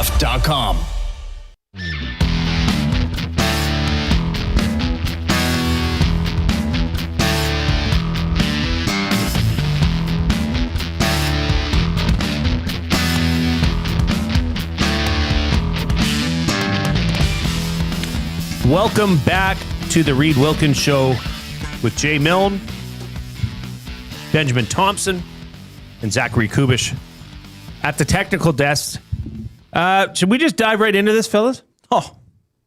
It's the afternoon debate for the Edmonton Garrison Memorial Golf Club, where golf intertwines with historic valor of the Canadian Armed Forces. Memberships available at egmgolf.com. I also want to let you know, for active and retired military. They have special rates for first responders and Sturgeon County residents. They also have special rates. You can get a Twilight package, which includes a shared power cart and a sleeve of golf balls. Ooh. After 6 p.m. for $40. How about that? That's really good. $40 each, I would say. But check out egmgolf.com/twilight for more information. Coob, are you going to play your music today? Benny's blind rankings. Koobie. Coob's blind rankings. I was waving at our listener, Abutski, who sent in a text and says, Jay, wave or something if you got the correction I sent for the first word of the day. Ooh. He's sent in, and kudos, this is bonus marks for Abutski, because it is a Friday. He's always Monday, Wednesday, Friday, supplying words of the day for Edmonton Public Libraries, which is coming up later in the show. But he supplied a special Benny edition. Oh, boy. For me to give you. I believe, let me just double check here. He did say that he did have some help from his Gen Z daughter. Okay. So we're gonna dive into that later in the show. Good. Must watch appointment viewing. Coob, what do you have going on for the afternoon debate for Edmonton Garrison Memorial Golf and Curling Club? We got an exciting one on tap today. Of course, Ben Thomson. He's a huge gamer, as a bunch of Gen Zers are, but all of us know some of the biggest old school games. We're going to take a sports approach for a keep 3, cut 5. So those who haven't played or listened in before, random topic. Well, it's going to be old school sports games as we're coming into this today. And pre-2000. Now, I must say, actually, pre-2001. A couple of them are just on the threshold. I just didn't want something that came out in the last really, like, because you haven't played it. 2000s and 2001 and prior, that I would probably recognize those games. I don't play video games at all anymore. You're not playing MLB The Show 26. And right? I have a specific, well, I'll just ask this right now. Like, do you think video games are getting too realistic? Ooh. I mean, I have my very nerdy competitive answer, but... Which is? Yes. Yeah? Because the NHL series we see nowadays, at least from a competitive standpoint, is that the game is trying to become too realistic. And people often mistaken realistic for fun. People are going to play this hockey game that they've come out with the past couple years, and they say they want realistic hockey, but then when the realistic things happen, they go, oh, that's not fun. Because there's so much luck that happens out there on the ice. There's bounces and all that stuff. And you don't want to deal with that. Yeah. Pucks bouncing off your stick when you pass it, when you make a pass too hard. Like, come on, like no one wants to deal with that. So to me, in my opinion, there needs to be stuff that, yes, you can have stuff that's realistic, 100%, but there needs to be stuff that's a little bit arcadey. Yeah. See, that's maybe a good way to put it. Like the original Nintendo ice hockey. Yeah. Where you had 3-on-3 hockey plus a goaltender, and you could choose the skinny guy, the medium guy, or the fat guy. Right. Right. That was, and the heavier guy was slower, but boy, he could deliver a bomb from the point. So you chose but it was very, I don't know, like one dimensional. Right. Yeah. There wasn't this 360 thing. It has since evolved. Oh, True. Yeah, almost too much. I would second that. KISS. Keep it simple, stupid. Have the option, but it's a video game. It's not supposed to be real. It's an escape from reality, and there are those points as well. So you have a visual component to this for those watching on YouTube. And by the way, we're not even halfway through the show, and we're pretty much halfway pace for 100 likes. Come on. So if you haven't yet, hammer that thumbs up. We'll try to get to our 100 thumb threshold. And for those that are listening on the audio streams or on iHeart or TuneIn or EdmontonSportsTalk.com, we'll fill you in and help you with a description of what Coob's about to show. All right, keep 3, cut 5. Let's just say early video games or early-ish. Sure. Pre-2000, maybe a little around the 2000 age. What do you got, Coob? Okay, 8 things to list with number 1 coming in. A sports game. It is a sports game. One of the oldest games of all time. Pong. Wow. Pong, 1972. Wow. This released a big arcade game as well. I mean, you just look at that photo there. The longer I look, though, it kind of looks AI generated, but they're playing Pong regardless. I didn't know the exact remotes that they used back in the day, but this is your first video game for Keep 3, Cut 5 is Pong. Now, how are you guys perceiving this? Is this an early cut for you? Because this is a basic game, but it's sort of just tennis, right? Not necessarily bad. Yeah, exactly. You know, I don't know that I played this specific version of Pong, but Pong was something at one point I could play on my TI-82, my Texas Instruments calculator. While I was not listening to my mathematics teacher. I think this is an iconic game. I think this is a game that transcends time, really. If I was to put that in front of my 12-year-old daughter, well, she's 12 tomorrow. Happy birthday, Rose. If I was to put that in front of her, she would play it because it's straightforward. It's simple. For that reason alone, I'm keeping Pong. Oh, wow. I'm keeping Pong because I just feel like it is in the spirit of what we're doing here. And it really led to, Pong was crawling so Donkey Kong could walk. That was a variation of it even though it was different. Right? So, and I see what you're saying. The Snake game came out, that simple game. style Tetris. game. I'm keeping, I'm going to keep Pong. Yeah. Well, Jay, I'm joining you. This is a shock. Reason why is because when we're talking about pre-2000s games, I have not played a ton. Because it was before I was born. Good point. I have not gone back into the vault and played too many 90s sports games. So when one pops up here and it's as iconic as Pong, I feel like I have to keep it. I have played that. I don't know where. I think it's just popped my brain now. My grandma, I think it was for Christmas one year, got me this. I think I was 10, 11 years old. Got me this old game system that she kept at her house, and she said, anytime you come over, you can have this. Like, I was a big video game guy since I was a little kid, and it has like 100 old video games, so just like retro, 70s, 80s. We're talking like old. And she has this whole game system at her place. And I believe that was one of the games that I played at my grandma's place. So for the memories and for the way they paved the video games and everything, Grandma Gail, shout out you. She might be listening. Shout out Grandma Gail. You've saved a generation. She's Pong. She's a frequent pre and post listener. Oh, okay. There we go. All right. The Nasties have got to know her a little bit. Okay, so 2 keeps for Pong. I am surprised. Well done. Cool. As am I, yes. Yeah. You're going to keep Pong? Well, I enjoy the simplicity of it. One of the first games that kids play growing up as well. Though for like sports games, I get bored of it too fast. Okay. I like playing games to a full extent, games that I can come back to.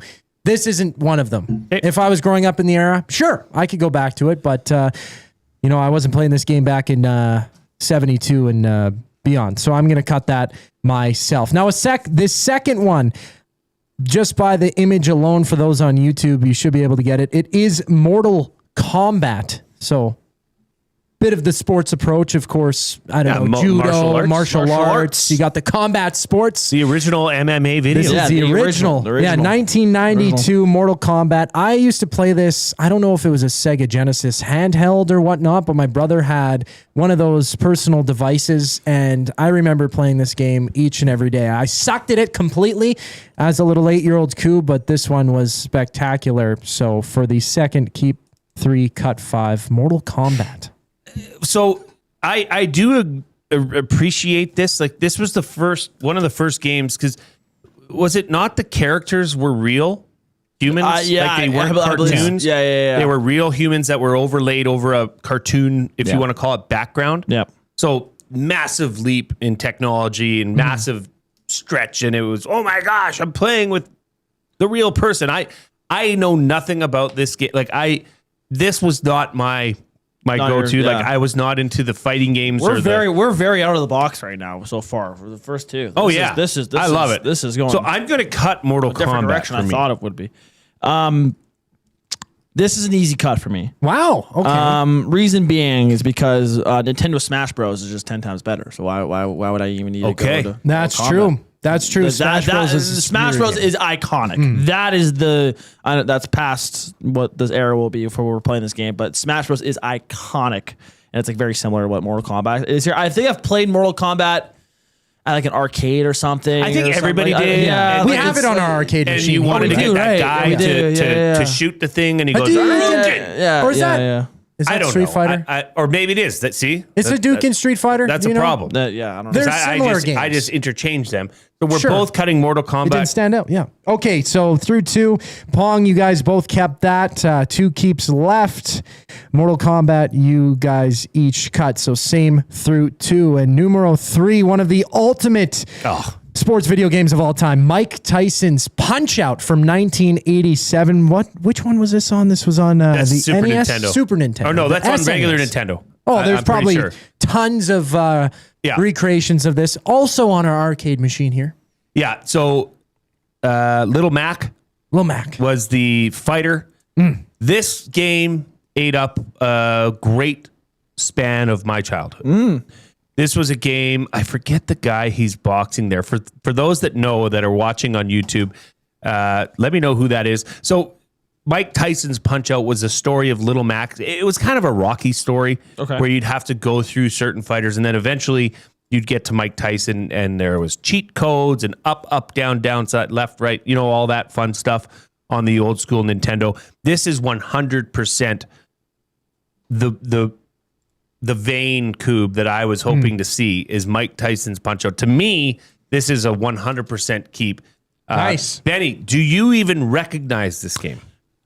I have never heard of this game until you guys have just started talking about it. Wait. Never have heard of it. So that he's fighting is Bald Bull. Bald Bull. Wow. Who was the There was, standout character? There was in that? Soda Pop? Soda Popinski? Soda Popinski. Soda Popinski, yes. Yeah. And then there was the Tiger. Let's see here. List of. There's so many fun names for this. Glass Joe is the first guy. Yeah. Pistol Hurricane, Bald Bull, Kid Quick, Pizza Pasta, Mr. Sandman. Oh, Mr. Bear Sandman. Hugger, Dragon. Mr. Sandman would The Great Tiger. The Great Tiger, yeah, would I think vanish and come back and just start pounding you in the face. Wow. And then, of course, Mike Tyson's the boss, right? See, Benny, I feel bad right now because That is bad. I thought that given your 26 world ranking of Chell right now, yeah, that you'd have a little bit of frame of reference to some of these older games. But I mean, your dad probably played Mike Tyson's probably. He probably did. I've always said, people have always asked me, like, oh, you must play a lot of different games. I was only an NHL guy basically growing up. Like Fortnite took over my gaming activities for like 2 or 3 years, and after that I went back to NHL. Now that's been it. Yeah, I think one of the first conversations I had with you, I was like, so Call of Duty, GTA? Nope. You're like, nope. All sports. I had a couple CODs, very, very rarely played it. Was never a GTA guy. Minecraft here or there maybe, but for the most part I was always NHL. So. I like to sometimes hit up the CODs on Friday night. The CODs. Call of Duty dropping the Warzone, bro. Yeah. Well, let's see how this continues, Ben. I mean, I know some iconic sports games here too. So I'm curious. Like we'll see where this goes. I'm very. He hasn't thrown us any FIFA, NHL, MLB games. Well, it is a cube, so you might be surprised. Yes, but, it probably will be. Let's continue on. Okay, well, through 3, just the only difference, Mike Tyson Punch-Out, you guys going a little bit different. Jay keeping that, Benny cutting it, so you only have 1 keep left, Jay. Correct. Benny has 2. Now, this one, I don't think you guys know this game whatsoever. It is called Pele's Soccer 1981. It's a top-down view of the pitch here. Absolutely ugly graphics. Those aren't even football players. They're not even real people. Players. They're just lines. From the Atari 2600, a top-down view game on the soccer pitch. And there's a bunch of... there's a promo here that I'm going to bring up for those viewing on YouTube with Pele in the mix in front of the Atari 2600. Oh, yeah. So absolute for those throwback from 81. On the audio stream, that's not in English, by the way. This looks like Pong, but Pong goes left to right across your screen. This goes up and down. Yeah. But it's essentially the same pieces. Yeah. It's like the same game, basically. I would never... I've never played this game, sorry. Never heard of it until today myself. I've never seen this game, so for that reason alone, I'm sorry to Pele and his family. You can miss me on for not getting the residuals from Glue Guy. Anyways, I'm cutting. What is it called? Pele's Soccer. I'm just gonna say I'm getting rid of Pele. Benny, safe to say, same for you. No, Pele is. I mean, it looks. Oh yeah, it just looked like Pong. It looked like a colored Pong. But hey, at least they added color to it. Right? Yeah, true. I'm expecting some different games here. Maybe that's why it was so revolutionary. It was because it was in full color. It was full color. Yeah. Maybe. I don't think that console sold a lot of copies. It's I highly a lot doubt of it. units. Atari 2600. Well, I know this upcoming. So Benny, you've kept one. I've kept one, man. Yeah, you've kept one. I got two and two left available. Yeah, I'm you've kept sitting Pong. pretty right now. And Jay also kept Pong, but also kept Punch Out. I had to be true to myself. Cut for Mortal Kombat for both of you. Cut Benny for Punch Out, and both cutting Pele Soccer 1981. This one, Mario Kart 64. An absolute classic on the N64. Guys, I'm pretty sure this is an obvious keep for the both of you. Well, Jay's got an interesting predicament. Well, see, this to me is almost the GOAT. I dare say the. Like, if you're talking racing games. Now, was this the weird shaped controller? I think so. At the time, It came up on the outsides and then it came down in the middle to where the attachment was. Yes. This to me, Mario Kart, this was on the N64. Right. This was the kind of the next wave of, hey boys, we're hanging out at my house Friday night. Come over, we'll hook up the 4-way. Yeah, bro. And we'll get N64. Like, those were the time of our lives, Benny. So I know I'm bursting my bubble here rather quick, but I am absolutely keeping Mario Kart 64. You have to.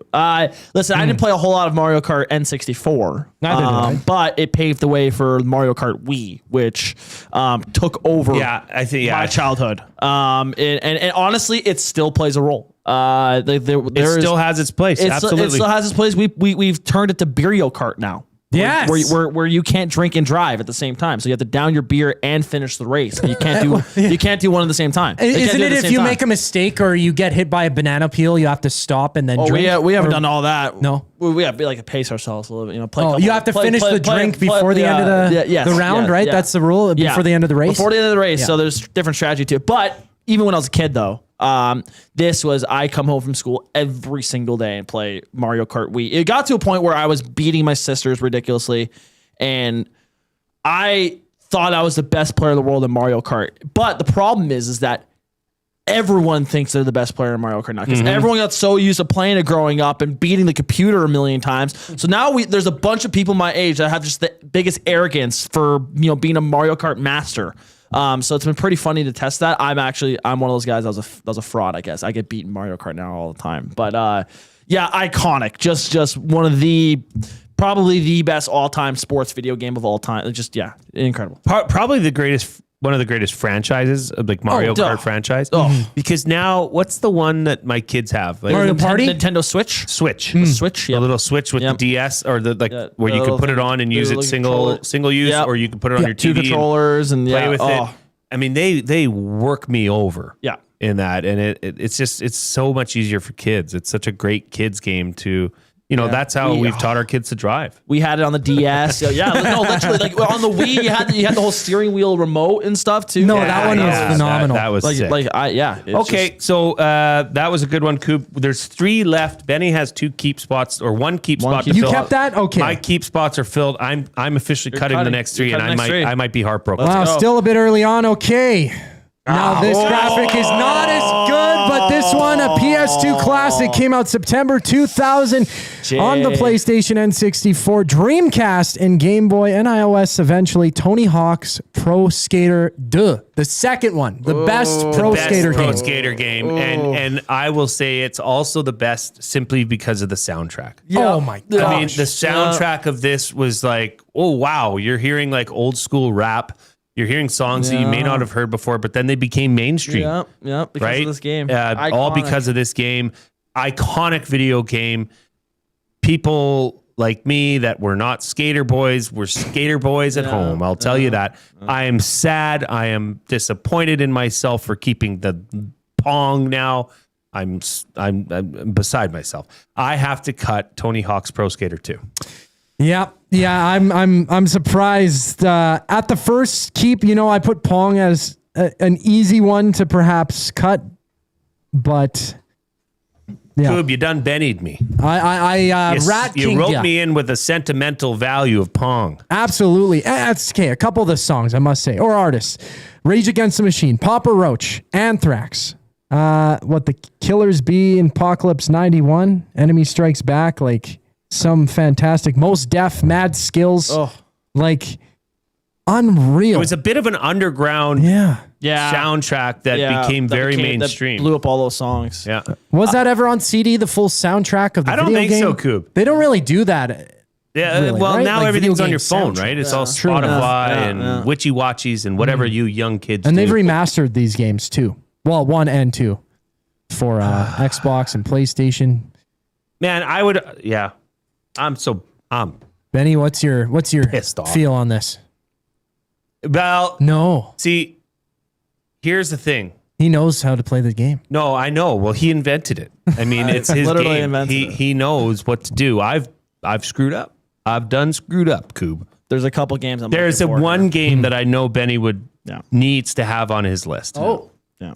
So he too right now is. I'm cutting it. Is No. cutting. Yeah, I'm I cutting think it. he's got The to cut it. reason being is I understand the how iconic the game is. Yeah, I probably shouldn't have taken Pong, but I take Pong because it's iconic, man. For my own damn you, Pong. Yeah, but for myself though, Pong and Mario Kart are the two games that have stuck out to me most, and I've actually played.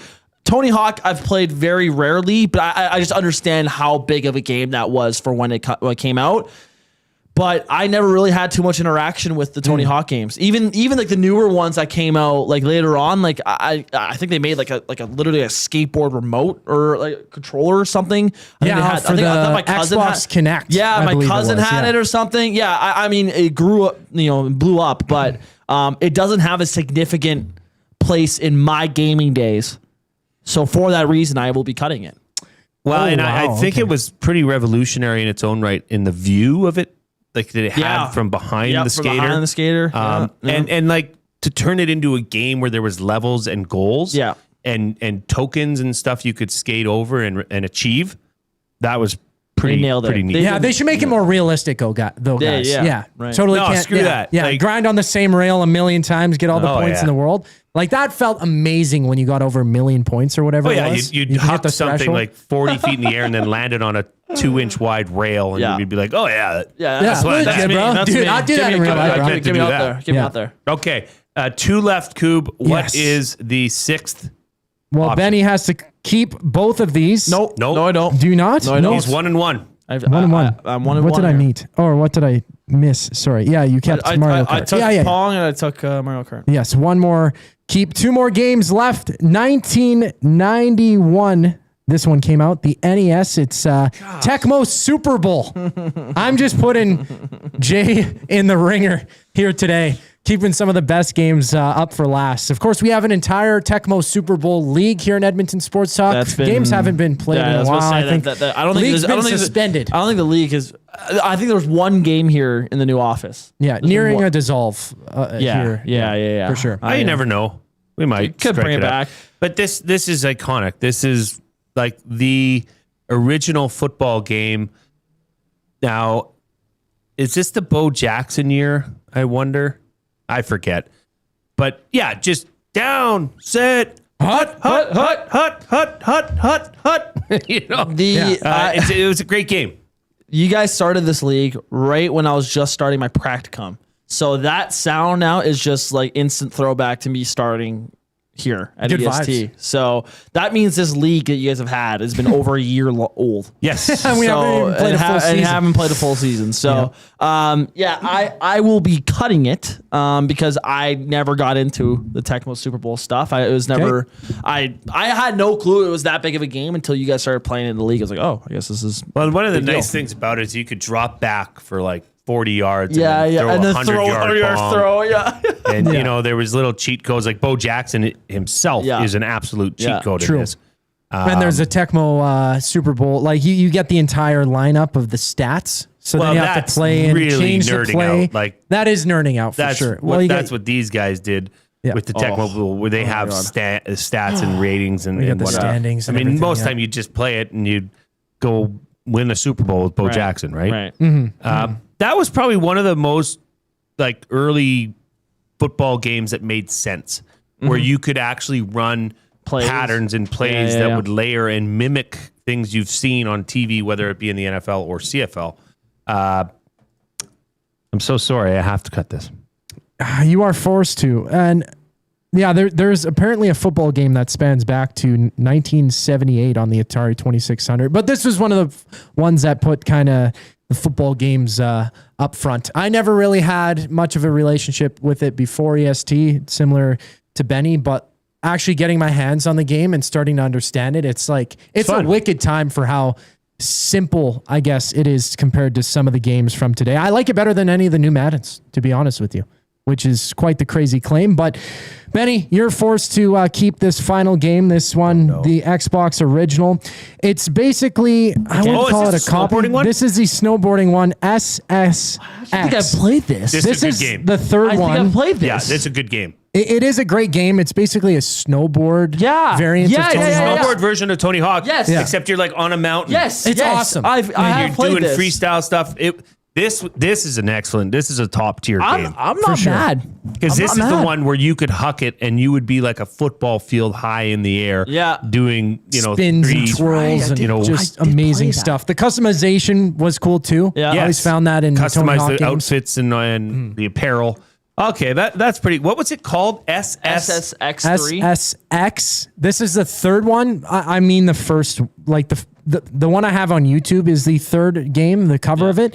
But the first one came out October 26, 2000. I'm not mad. I'm really not mad about that at all. Maybe I'd swap. I mean, I don't know. Like, I never really played Tony Hawk. I never really did. So if I was trying to go for like the best list, then I'd probably switch out Tony Hawk for probably Pong. But in terms of like my own playing, I mean, I'm pretty sure the only 3 games I've played have been Pong, Mario Kart, and now SX3. So. I mean, realistically, if we broke out a game of Pong in the office, it would get competitive very soon. Oh, for sure. Because it's yeah. so simple. So it still holds up. I'm not terrible. Like, I'm not ashamed of my list. I've kept Pong. Yep. I kept Mike Tyson's Punch Out, and I've kept Mario Kart 64. So that's like the biggest auto keep ever. You have to keep Mario Kart. To keep that. Mm-hmm. I'd say Mario Kart 64 might be the most auto keep out of all of this. Yeah, not even close. That is you cannot be. Oh, I'm sorry, I'm seeing Jason Kelsey. What else happening on TV? But yeah, to me the Mario Kart is by far the best one on this list. But I'm pretty happy with mine. Koob, that was fantastic. Fun list. Very good job. Good work. I didn't see a lot of those coming, so you went to the depths. Off the beaten trail. Yes, you did. Very well done. That was the afternoon debate for the Edmonton Garrison Memorial Golf and Curling Club. Coming up after the break, we've got the Oil Understood, and then we're into the final hour, the Reid Wilkins Show with guest co-host Benny Thomson, Zachary Kubish, working the ones and twos. Take it away, young man.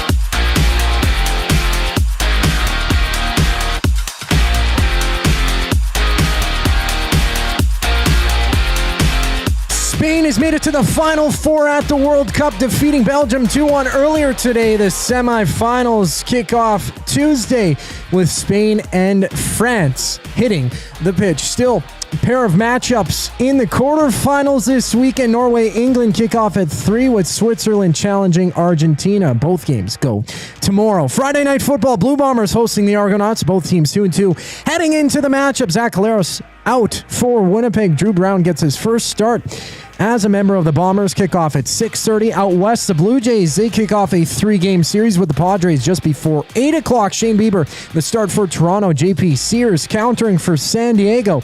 And prior to the contest, Toronto made a trade sending right-hander Tommy Nance to Minnesota in exchange for 21-year-old prospect Ryan Sprock. Other baseball news, Shohei Ohtani of the Dodgers, he's been ruled out of next week's All-Star game with a knee injury. And locally, the Riverhawks, they play host to the Berries. Marion coming in with a 13-19 record. Edmonton sits at 17-15 on the season. First pitch at 7 o'clock. If you can't make it down to the ballpark, catch the game on any of EST's audio streams.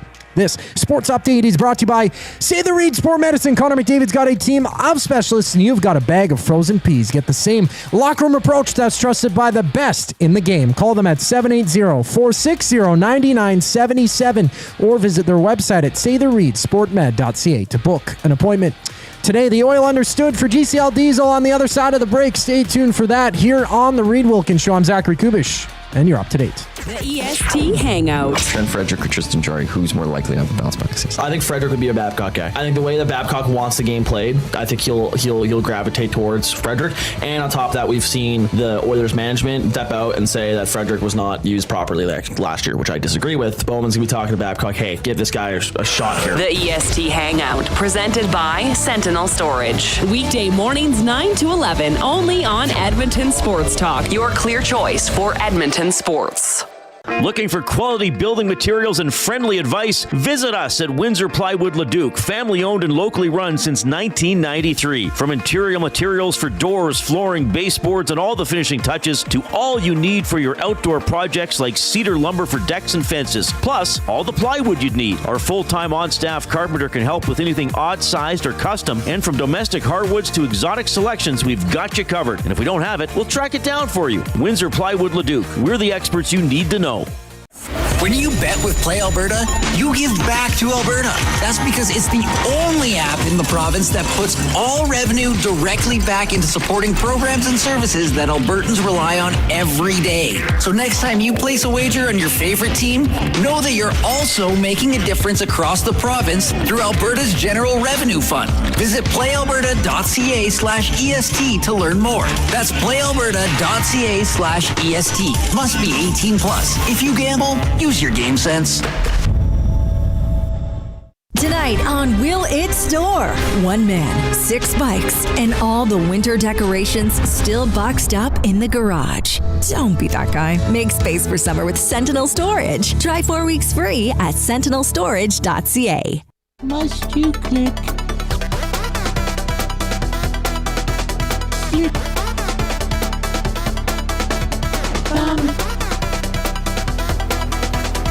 Must you click?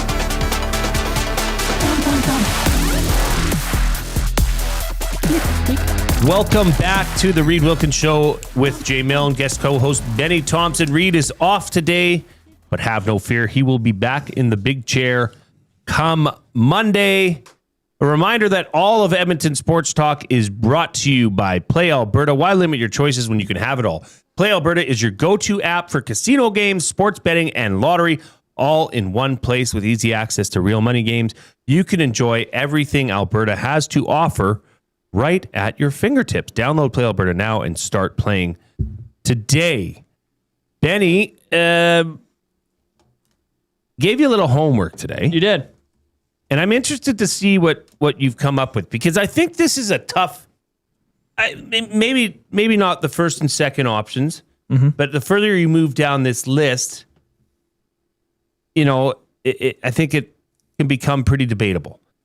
And for that, we are going to get to the oil understood, which is brought to you by GCL Diesel, providers of the best diesel engine components around, from turbochargers to injectors, fuel pumps to sensors. They are the critical engine component experts, proud to serve Edmonton and Northern Alberta for over 50 years, and now a proud partner of Edmonton Sports Talk and the Reid Wilkins Show. GCL Diesel.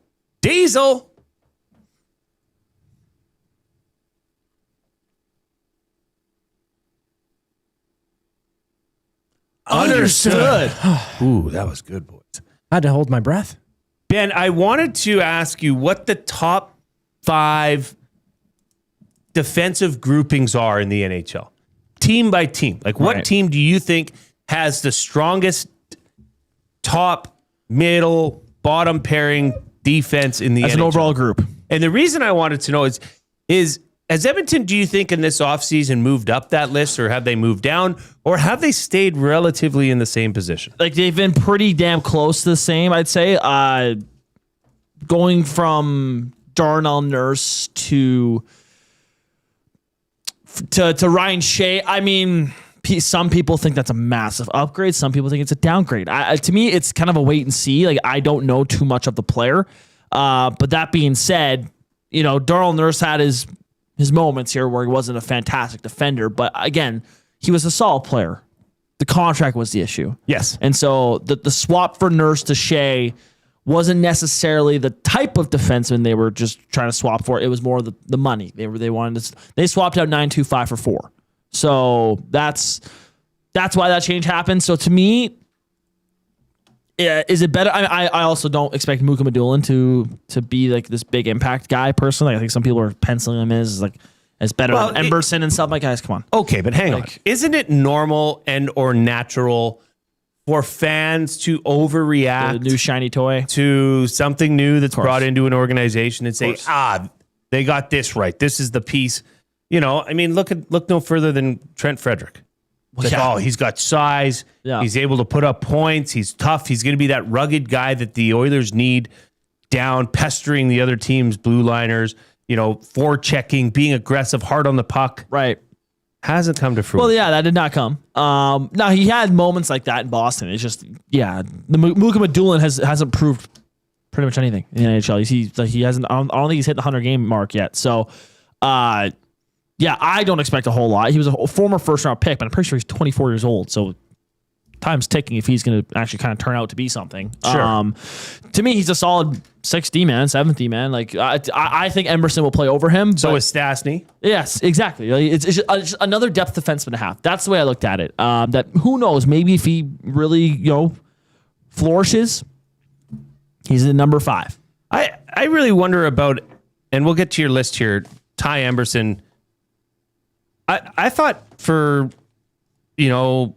where he's at in his career, where he was put into this lineup last year with the Oilers, I actually think there's quite a bit of upside potential for Ty Emberson that, it would be nice to see the Oilers develop somebody and turn them into a higher level defender than what they currently have or, have brought in possibly. He was one of the most consistent D-men they had last year. Mm-hmm. Just solid. And he got better and better as the year went on. And it was, he was just solid. Again, he's not going to be this top pairing defenseman. Like, we expect him to be a bottom pair guy, and that's fine. And I thought he executed that role pretty well last year. So every team needs a bottom paired, group. So okay, let's start at 5. Where do you want to start? At the 5th? Like, who do you think has the 5th best defensive grouping in the NHL? 5th best decor, I have the Montreal Canadiens. Conference final finish for the Montreal Canadiens. Their top pair says it's Mike Matheson and Noah Dobson. Their second pair says Jaden Struble and Lane Hudson. And then their bottom pair is Caden Gooley and Alexander Carrier. Struble is the lone wolf out of this decor, out of like solid defensemen. Struble's kind of like a 6'7", kind of same deal as what some of the Oilers defensemen are. Yeah. But Mike Matheson has gone to Montreal and he's been incredible there. Noah Dobson, I loved that move for Montreal last summer. They needed this guy that fit their the age range that they have. Noah Dobson slid in perfectly. Lane Hudson, obviously, he's going to win a Norris Trophy at some point in his career. He was incredible last year. He's already pretty solid at his own end as well. Top of offensive numbers. Caden Gooley, shutdown defenseman, really, really good, solid top 4 guy. And Alexander Carrier, who was kind of this guy that got bounced around, and now he's in Montreal, and he's really found a home there. So the moment they traded for Dobson last summer, it was funny. I was doing my practicum here, and Matt would have me do like these podcasts that just he would hear. Yeah. And I did breaking down the 7 Canadian teams off seasons, and Montreal's the highest on. Okay. I love what they did, and it obviously led to what happened to be a conference final run for the Montreal Canadiens. So I got Montreal 5. Okay, I definitely, I was assuming Montreal was going to be on your list. Yep. I have a couple other ideas that I'll keep that I think will be on this list, but what do you got at number 4? Number 4, I have the Minnesota Wild. Sure. So obviously headlined by Quinn Hughes, right? They go and they make that deal last year. That was huge for them. He's a fantastic defenseman. And listen, Zeev Bouillon is going to be a damn good player, I believe, in this league. But Quinn Hughes and Brock Faber as a D pair, I think off the top of my head is the second best D core in the NHL. We'll get to the best one later. And then Jonas Brodin and Jared Spurgeon are another solid shutdown pair. They had to lose a defenseman this offseason, if I'm not mistaken, because they have a new guy, Oli Mata, they traded for on the back end there. But Oli Mata and Zach Bogosian, solid third pair. Zach Bogosian, former high-end pick, experienced, gritty defenseman. To me, this is a very, very solid D core. I mean, obviously headlined by the Quinn Hughes, but I'm a big fan of what they have going on there in Minnesota on the back end. Number 3. So this is this team, they added like a pretty big free agent this year, and I kind of thought he'd stick. We saw him here in this Edmonton Anaheim series. I'm taking the Tampa Bay Lightning at 3. Yeah. So obviously headlined by Victor Hedman, right? JJ Moser, Eric Cernak, and Ryan McDonough. Like those are a solid 4 defensemen. You have the French guy on the back end, Charles Edward Deaust. Forgetting how to pronounce his name, but he played solid minutes for them last year. I remember he was a bottom pair guy for them, and so he was really good for them. But then they had this guy that kind of broke out last year. He'd been playing solid to this point, but really, really broke out in Darren Radish. And then there was all this talk, hey, like, what do you do? He was your quarterback on your power play, all these points, but he's older. He was an AHLer. They send him off to Toronto. Have him. Let's go take a more experienced, a bona fide quarterback 1 guy who was in his later years, but has still got it. And John Carlson. They go and they land John Carlson in free agency. Didn't shock me one bit. I think they have a lot of good puck movers, but also shutdown defensemen, man. Like McDonough and Cernak as a shutdown D pair. Oh, that is ridiculous. And you have some offensive talent there as well. Carlson, Hedman, all that stuff. So I'm taking Tampa 3. Every list or every group that you're presenting here has one major difference from what the Edmonton Oilers and what's that? And that's bottom depth. Yeah.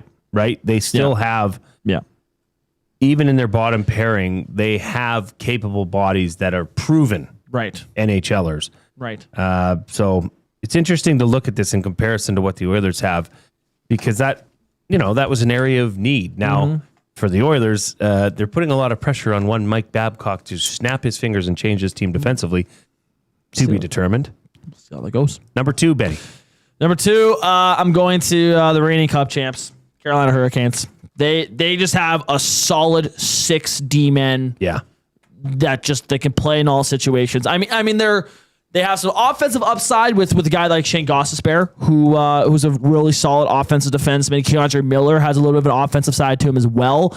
But I mean, the best defensive defenseman in the NHL, Jacob Slavin, is the one that headlines that group. Jalen Chatfield was I believe a grown Carolina defenseman. I believe they drafted him and he burst on the scene a couple of years ago. He's a solid shutdown defenseman. Sean Walker is a really solid puck moving D-man they got there. And then Alexander Nikishin's this Russian young kind of defenseman they're going to develop, and I'd imagine he's going to turn into a hell of a defenseman back there as well.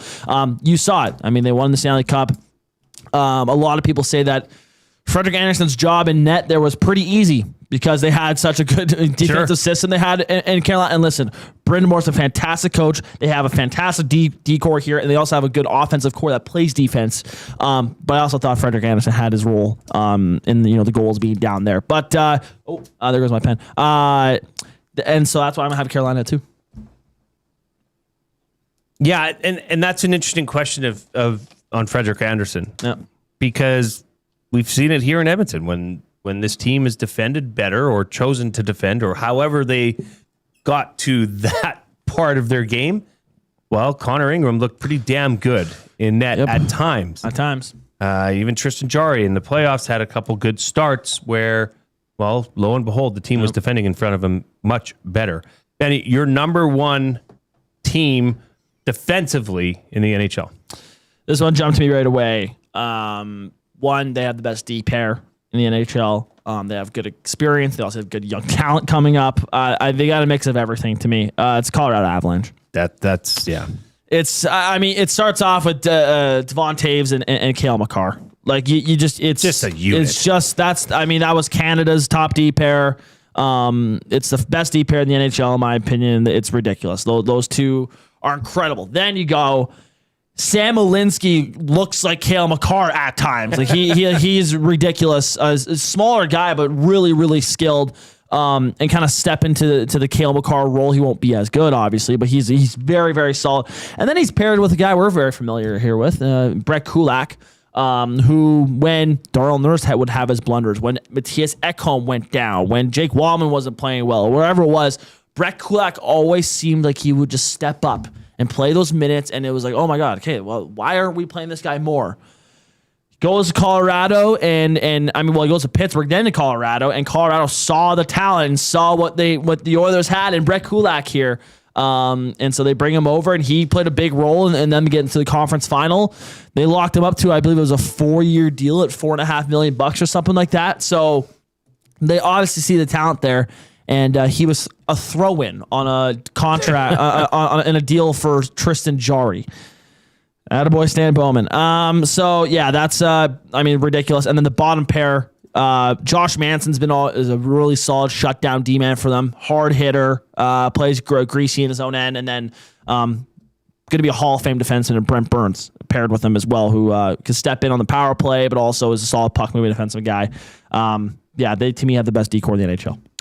Benny, that was a fantastic look inside the brain and the breakdown. Thank you. Of one Benjamin Thompson. I appreciate that.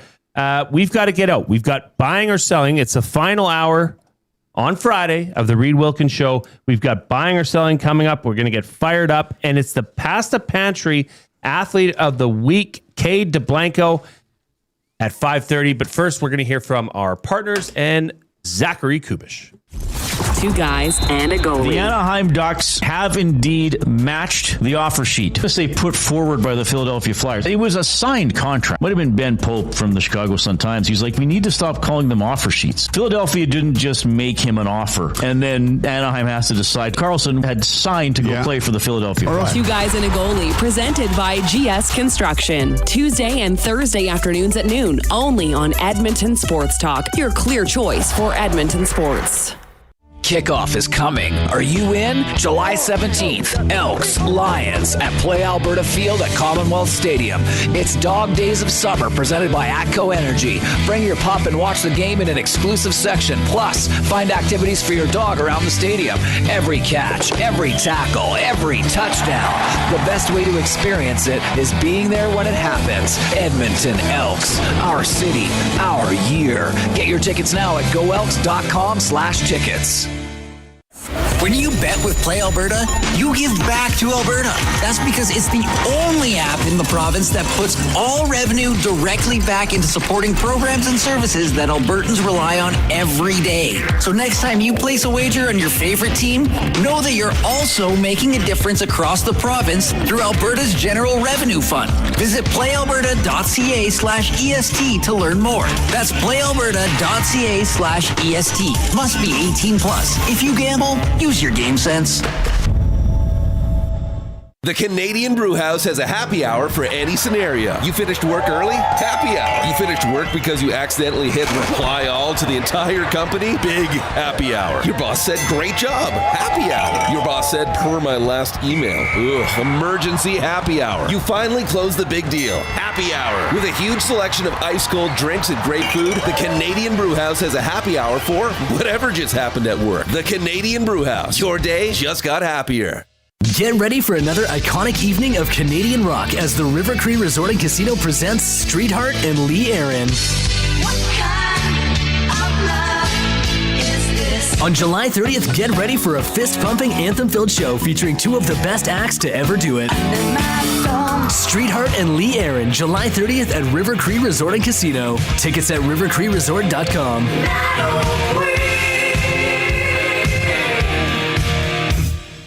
Sentinel Storage congratulates Canada Soccer's men's national team for breaking new records, making history, and showing us Canada is a soccer nation. From local fields to the world stage, our athletes make us proud to call Canada home. Sentinel Storage, official storage partner of Canada Soccer.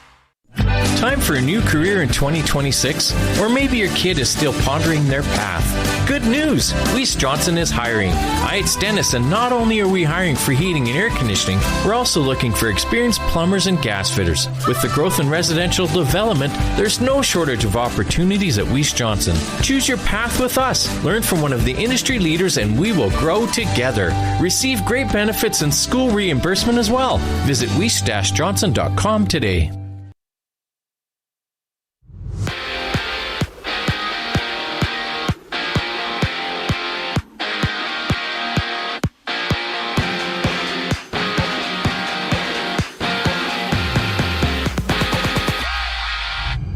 Spain is off to the Final Four, defeating Belgium 2-1. They open up the semis Tuesday against France, but still some quarterfinals action this weekend. Norway, England kick off tomorrow at 3 o'clock with Switzerland challenging Argentina tomorrow night as well. Friday night football, the Blue Bombers host the Argonauts, 6:30 kickoff, both teams 2-2 as they go head-to-head. Zach Caleros out for Winnipeg. Drew Brown gets his first start for the Bombers. Out west, the Blue Jays kick off a 3-game series against the Padres.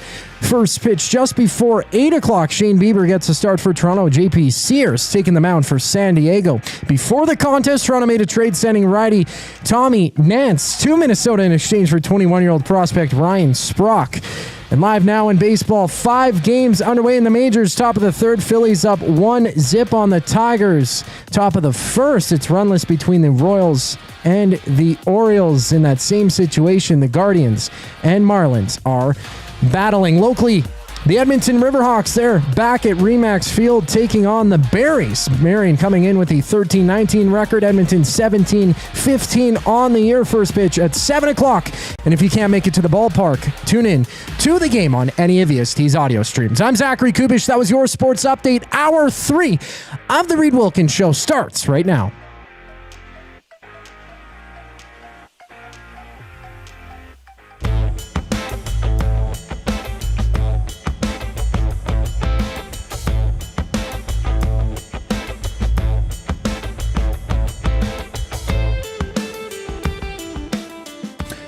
.513 here on the Reid Wilkins Show with Jay Milne and guest co-host Ben Thomson and Zachary Kubish, taking you home on a Friday afternoon.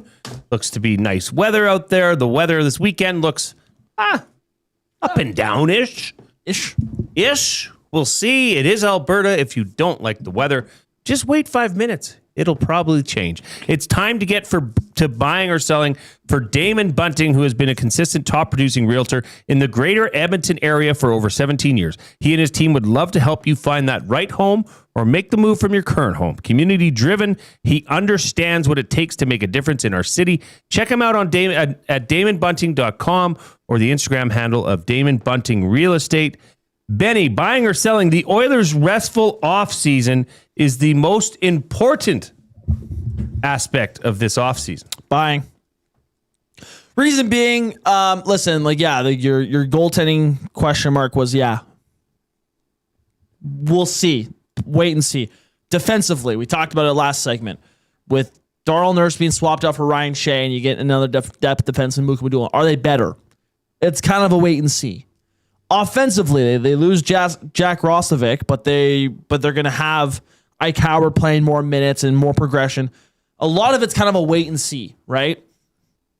But what I've been saying since the last post-game show to all summer here, to me, the biggest thing is the motivation this team has, the fact that they've played so much hockey over the past couple of years, and they were drained, they were hurt, they had all this going wrong for them in the playoffs. I think a full summer of rest and recovery, but also just the hunger to win a Stanley Cup is the biggest thing for this group to me. That is by far like the biggest thing for me. So I'm buying.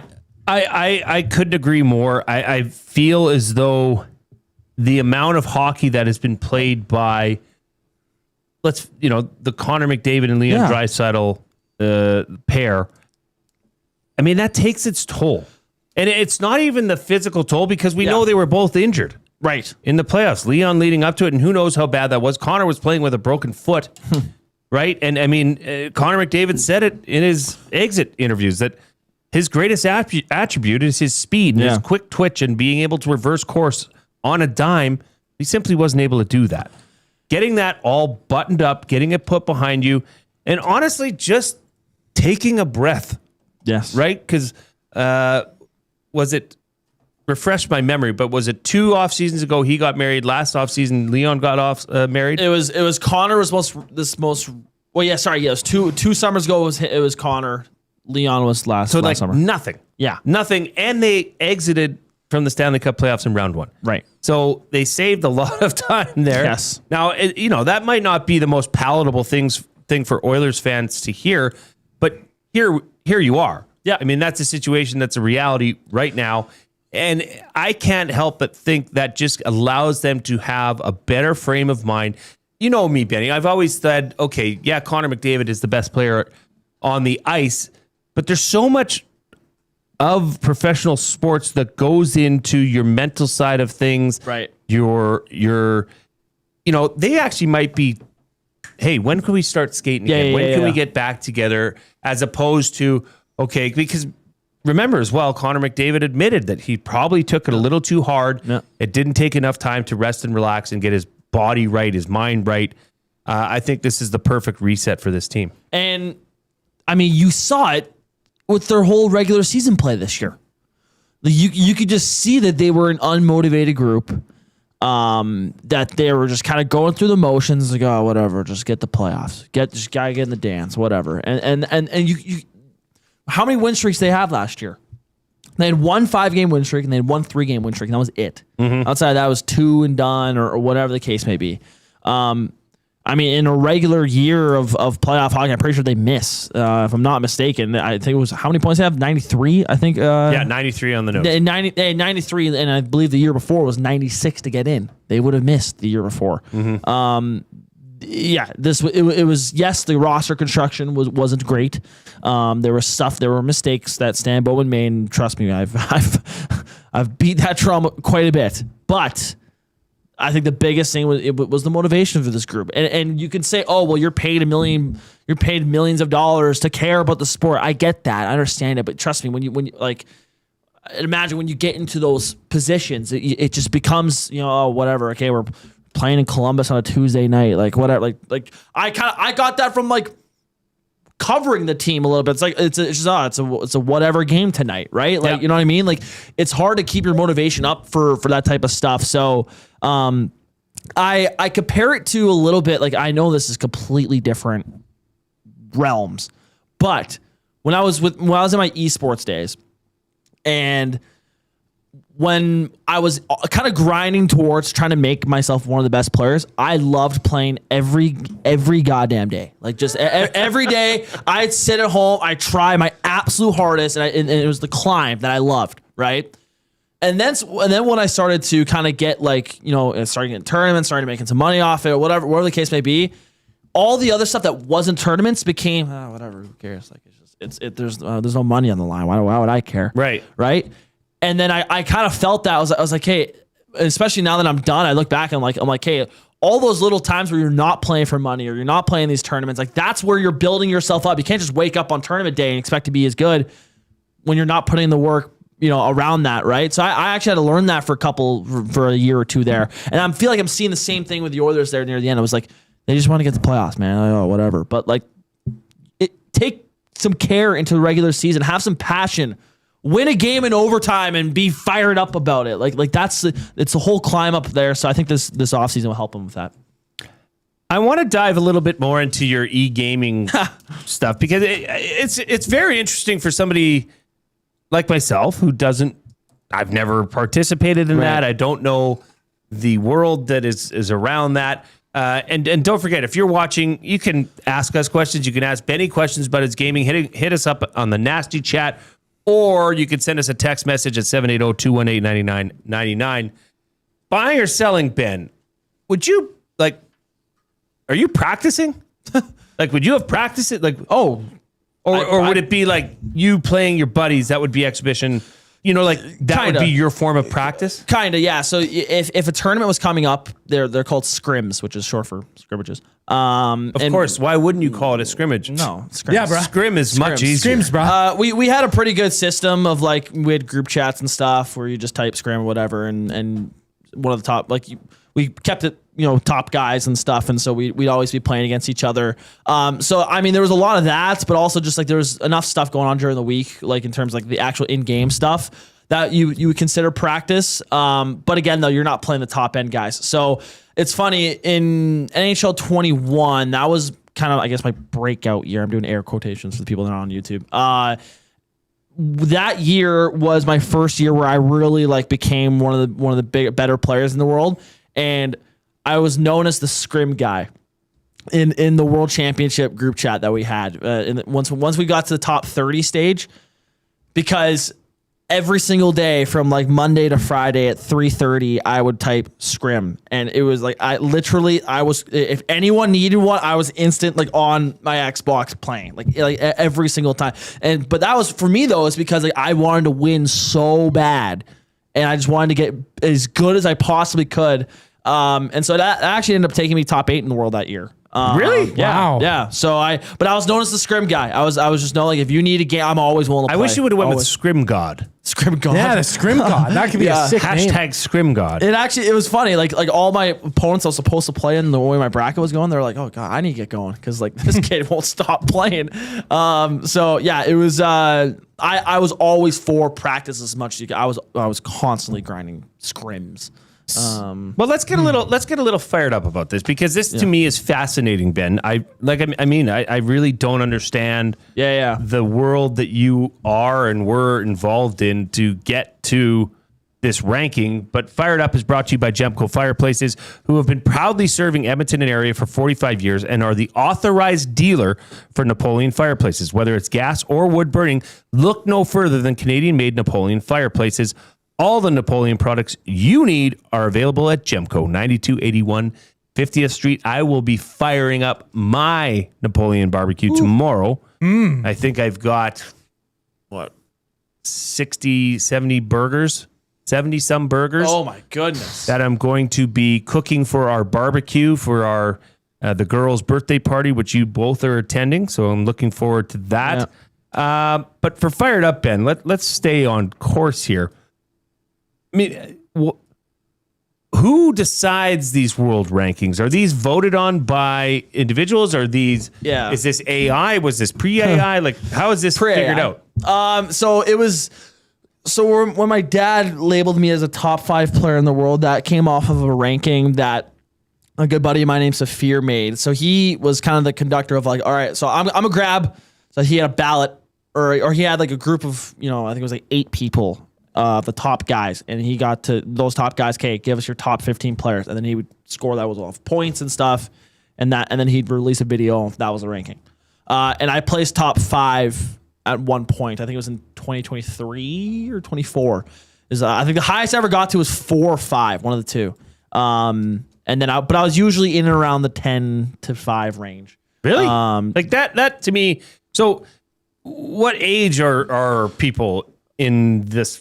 Rankings. A lot of people were my age. A lot of people. There's a couple 17, 16, 18-year-olds, but for the most part, a lot of we were all kind of the same age group, anywhere between.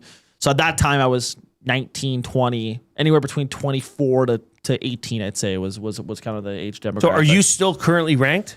No, those rankings haven't come out in a while. And the competitive scene in NHL is completely gone now. It's why? Because there's no money in it, I think. Really? The World Championships ended in 2024. So that was basically my see you later. I'm done now. But yeah, so there hasn't been a ranking like that since. There's in-game rankings that you could play through modes and stuff, which is so what's been making around the office with Trev's, just passion for how well I'm doing in this one mode. I'm ranked 23rd in the world right now in online versus because I think last night I was 257-0 or something. So you online versus. Yes, it's where you use NHL teams and stuff. You play against people online. Scrim God. Yeah. Uninstall 17 and uninstall 1L. 1L. That's sorry. just the tag. That's the tag. What? Okay, so you would then say, "Hey, I'm available to play," and then somebody would be like, "Oh, I'm gonna try take him on." And then you just meet up online. Like, how does this happen? You invite a guy. Do you call each other? Do you text? Sometimes. But in the game, you can invite a person to a game, and you set up the game. So you could be on this device and make yourself available. Yeah. Well, that's through a third party. So we go on Discord. On Discord, we would message, we have a group chat, and then one of us say, yeah, I'm gonna play. Then on the game, I'd invite his tag to a private game, and we'd play. Now, are you recording yourself playing? I was streaming quite a bit. Yeah, I was streaming at the time. So, I saw some people asking in the Nasty Chat last time we were talking about this, like, why aren't you streaming and making money off this? Trust me, I did. There's not a whole lot of money in it. Okay, I did. When I was in school, it was my job was to stream. But yeah, I juiced that streaming stuff all I could, basically. Well, you need sponsors, Ben. Well, yeah, I guess, but I mean, you think 18-year-old me was hustling and getting sponsor deals and all this stuff. Like I had a couple of stuff pop up, but that was about it. I was signed to a gaming team for a year and stuff. Oh, I was getting paid to play. Well, we need to find you some sponsors, and we can maybe get this stream rolling. Get back to it. I won't sleep till you're number one in the world. All right, okay. Who's number one? Right now on the in game mode, his name is the Great MP7. He was never like a top end guy, but he was pretty solid. Scrim God could take him. I'm pretty confident I beat him. Okay. All right. Well, this has been fantastic. I wonder if our Pasta Pantry Athlete of the Week, Cade Dublanko, has any experience in what the kids call Chell online. I certainly don't, but we're excited to have him on right after the break for our Pasta Pantry Athlete of the Week. But first, we're going to hear from the Coupe.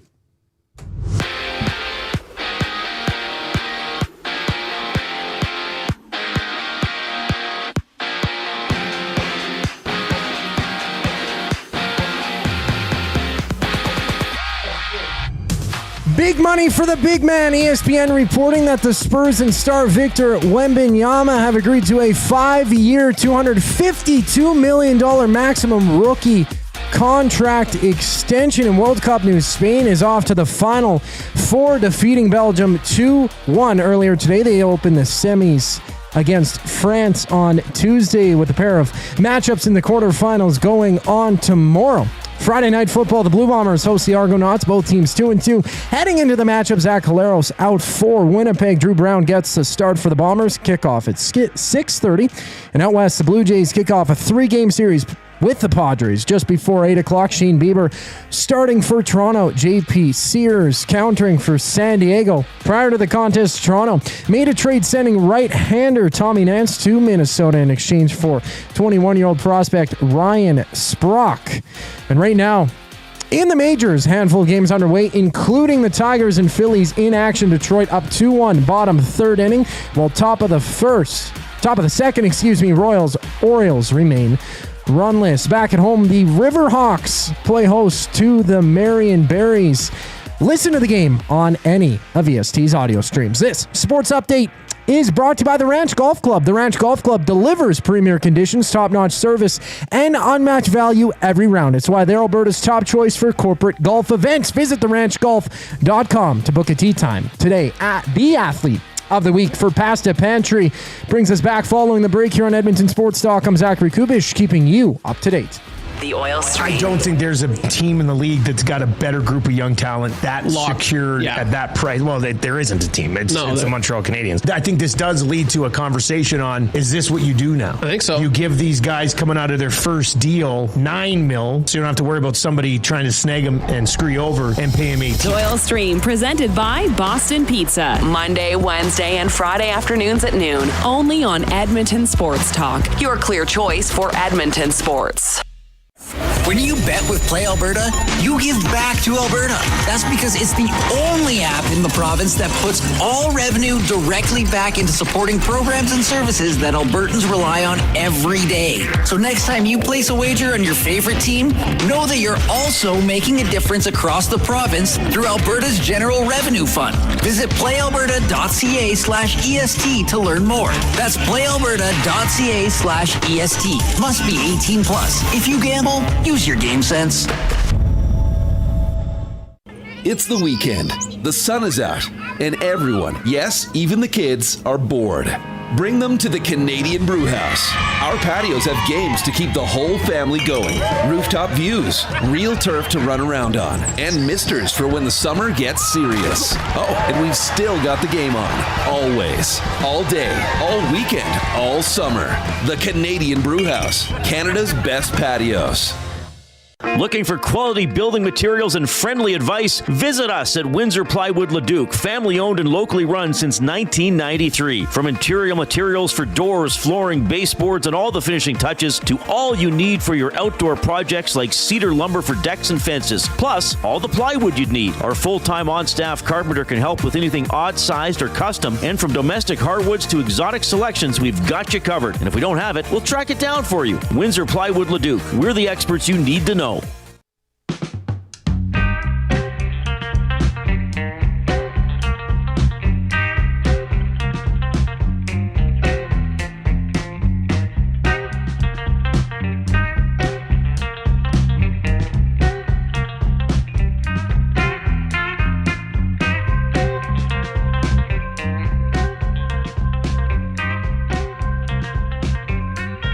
Welcome back to the Reid Wilkins Show here live on Edmonton Sports Talk, your clear choice for Edmonton sports.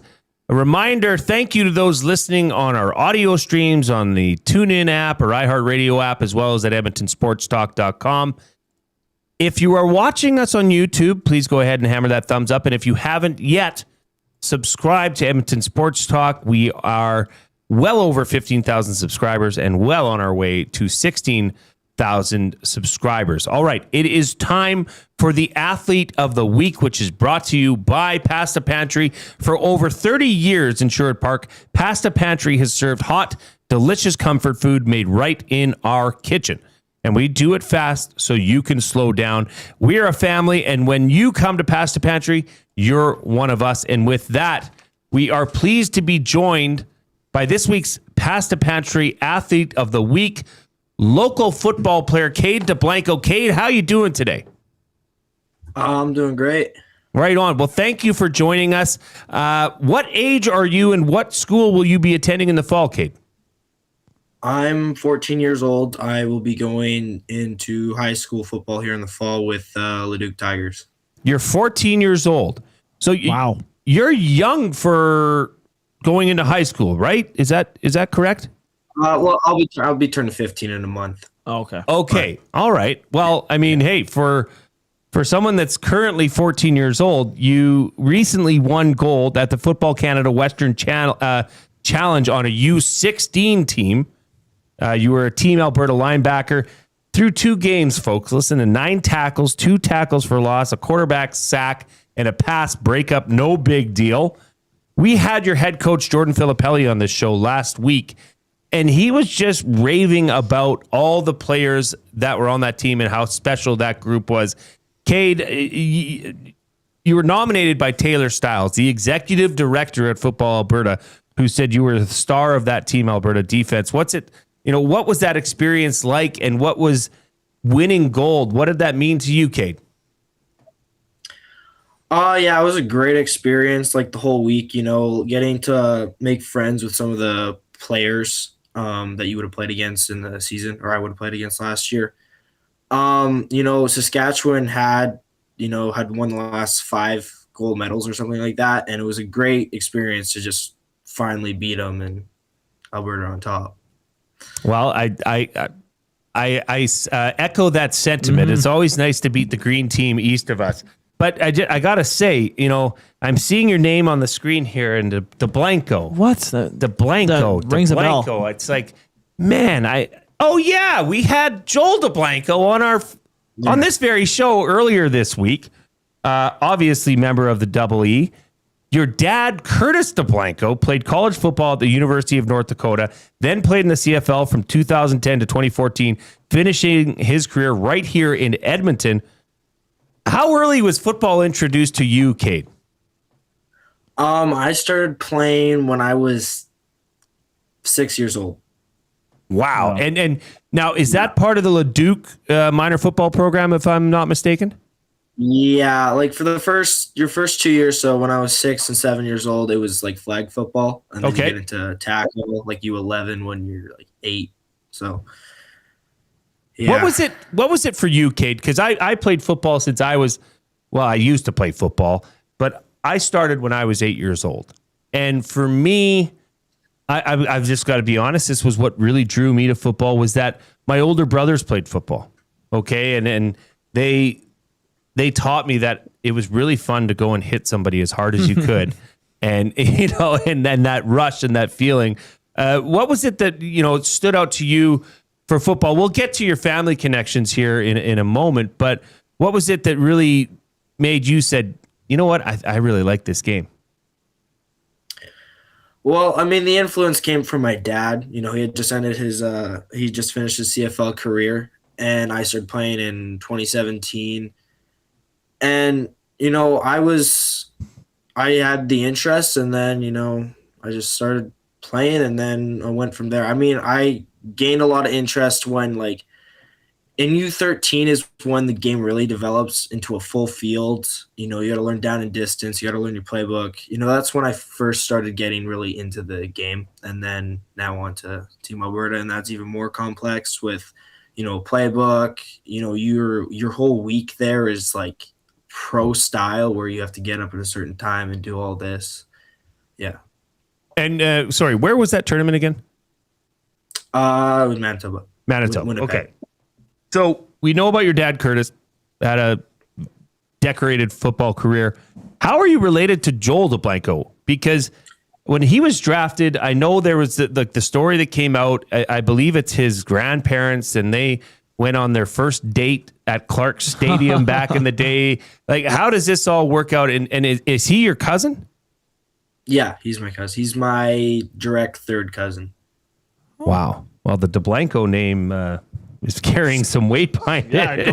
Holy. So what's it like to grow up in a house where your dad played professional football? Like, are you two, is it film Fridays at the Dublanko residence, or is he kind of letting you do your own thing and just watching from a bit of a distance?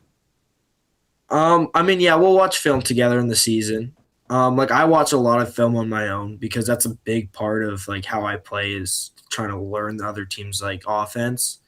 But yeah, me and him will go over film.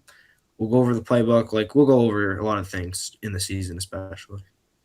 Well, that's very special. Now, what for you is your ultimate goal? Like, are you looking just, hey, I like football, I want to have fun, or are you looking at this to use football to maybe get to somewhere? Like your dad went to North Dakota, right, and had a great experience there. What's your goals in football? Get a scholarship through a good college somewhere, either in the States or Canada here, and then go eventually pro. Well, Cade, it's a fantastic story. I loved hearing from you. Keep up the journey. Keep up the work. I mean, you're a 14-year-old playing on a U16 team, and by all accounts, you were one of the top players on defense. So certainly look to build on that next year. You can play for this team again next year, right? It would be U17. It'd be the U17. You'd be U17. Okay, a lot has changed since I came through in the late 90s and early 2000s. All right, Cade, thank you for joining us. You are the Pasta Pantry Athlete of the Week, which means you have won a $25 gift certificate to the best pasta place in Edmonton and area, the Pasta Pantry out in Sherwood Park. I'll send you all the details for that. And you also get a custom Pasta Pantry Athlete of the Week hat. When you go to Pasta Pantry in Sherwood Park, make sure you ask for Nathan. He's the owner. He loves spoiling our Pasta Pantry Athletes of the Week. Cade Dublanko, congrats on being the Pasta Pantry Athlete of the Week. Thank you. Yeah.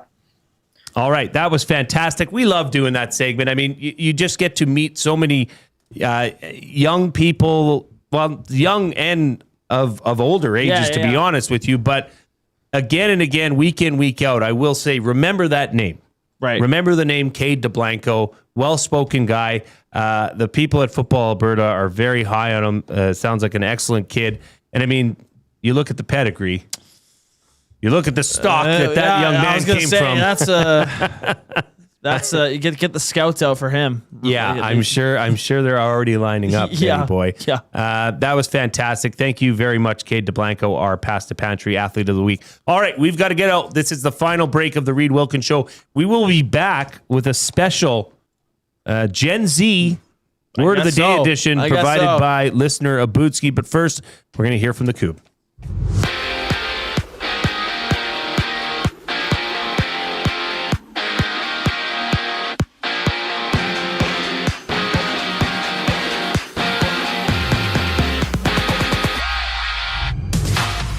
A big contract for the big man. ESPN reporting that the Spurs and Victor Wembanyama have agreed to a 5-year, $252 million maximum rookie contract extension.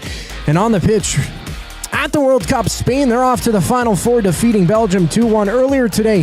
The semis go starting Tuesday with Spain matching up against France, and still a pair of matchups this weekend with England and Norway kicking things off tomorrow afternoon at 3 o'clock. Friday Night Football, the Blue Bombers hosting the Argonauts, both teams 2-2. Heading into the matchup, Zach Caleros out for Winnipeg. Drew Brown gets a start, his first for the Bombers. Kickoff at 6:30. And out west, the Blue Jays kick off a 3-game series just before 8 o'clock against the Padres. Shane Bieber, the starter for Toronto. JP Sears, the man for San Diego. Before the contest, Toronto made a move, sending right-hander Tommy Nance to Minnesota in exchange for 21-year-old prospect Ryan Sprock. And right now, 6 games are live. Top of the 4th, 2-2 game between the Phillies and Tigers. Top of the 3rd, still runless between the Mariners and Rays.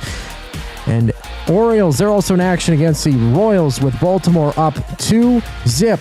End of the second inning. At home, Remax Field, the Edmonton Riverhawks playing host to the Marion Berries. Listen to the game on any of ESC's audio streams. First pitch just after 7 o'clock. This sports update is brought to you by Windsor Plywood, Leduc, locally owned and operated, serving Leduc and surrounding areas since '93. They have doors, flooring, baseboards, and of course, they have plywood. Go see the knowledgeable staff today at Windsor Plywood, Leduc. It's about to get lit.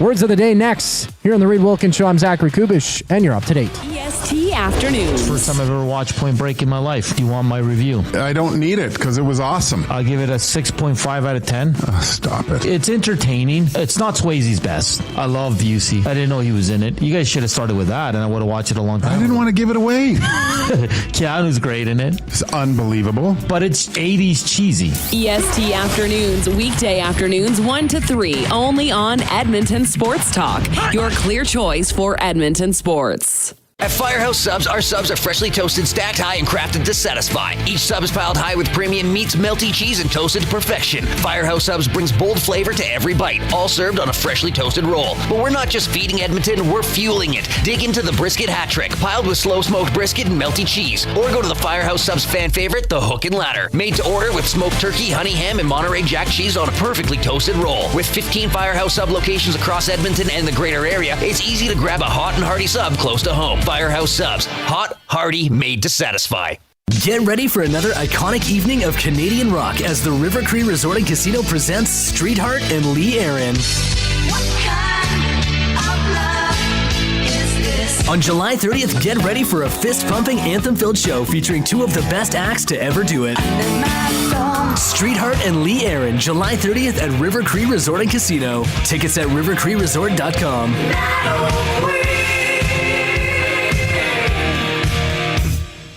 Hi there. If you're like me, you like to picture yourself in luxury even though there's absolutely no way you could afford it. And if you can, well, even better. Thankfully, I picture myself in something that is luxury but still absolutely affordable, like the all-new Mazda CX-90 from Park Mazda. With the new luxury features like facial recognition settings and quilted detail Napa leather seating, I can pretend to be comfortable with all of my proper settings activated without even touching a button, thanks to Mitch Lewicki and the great staff at Park Mazda. I like to picture Mitch Lewicki as a ninja fighting off evil samurai. Park Mazda, your dealer for life in Sherwood Park off Y Road, parkmazda.ca.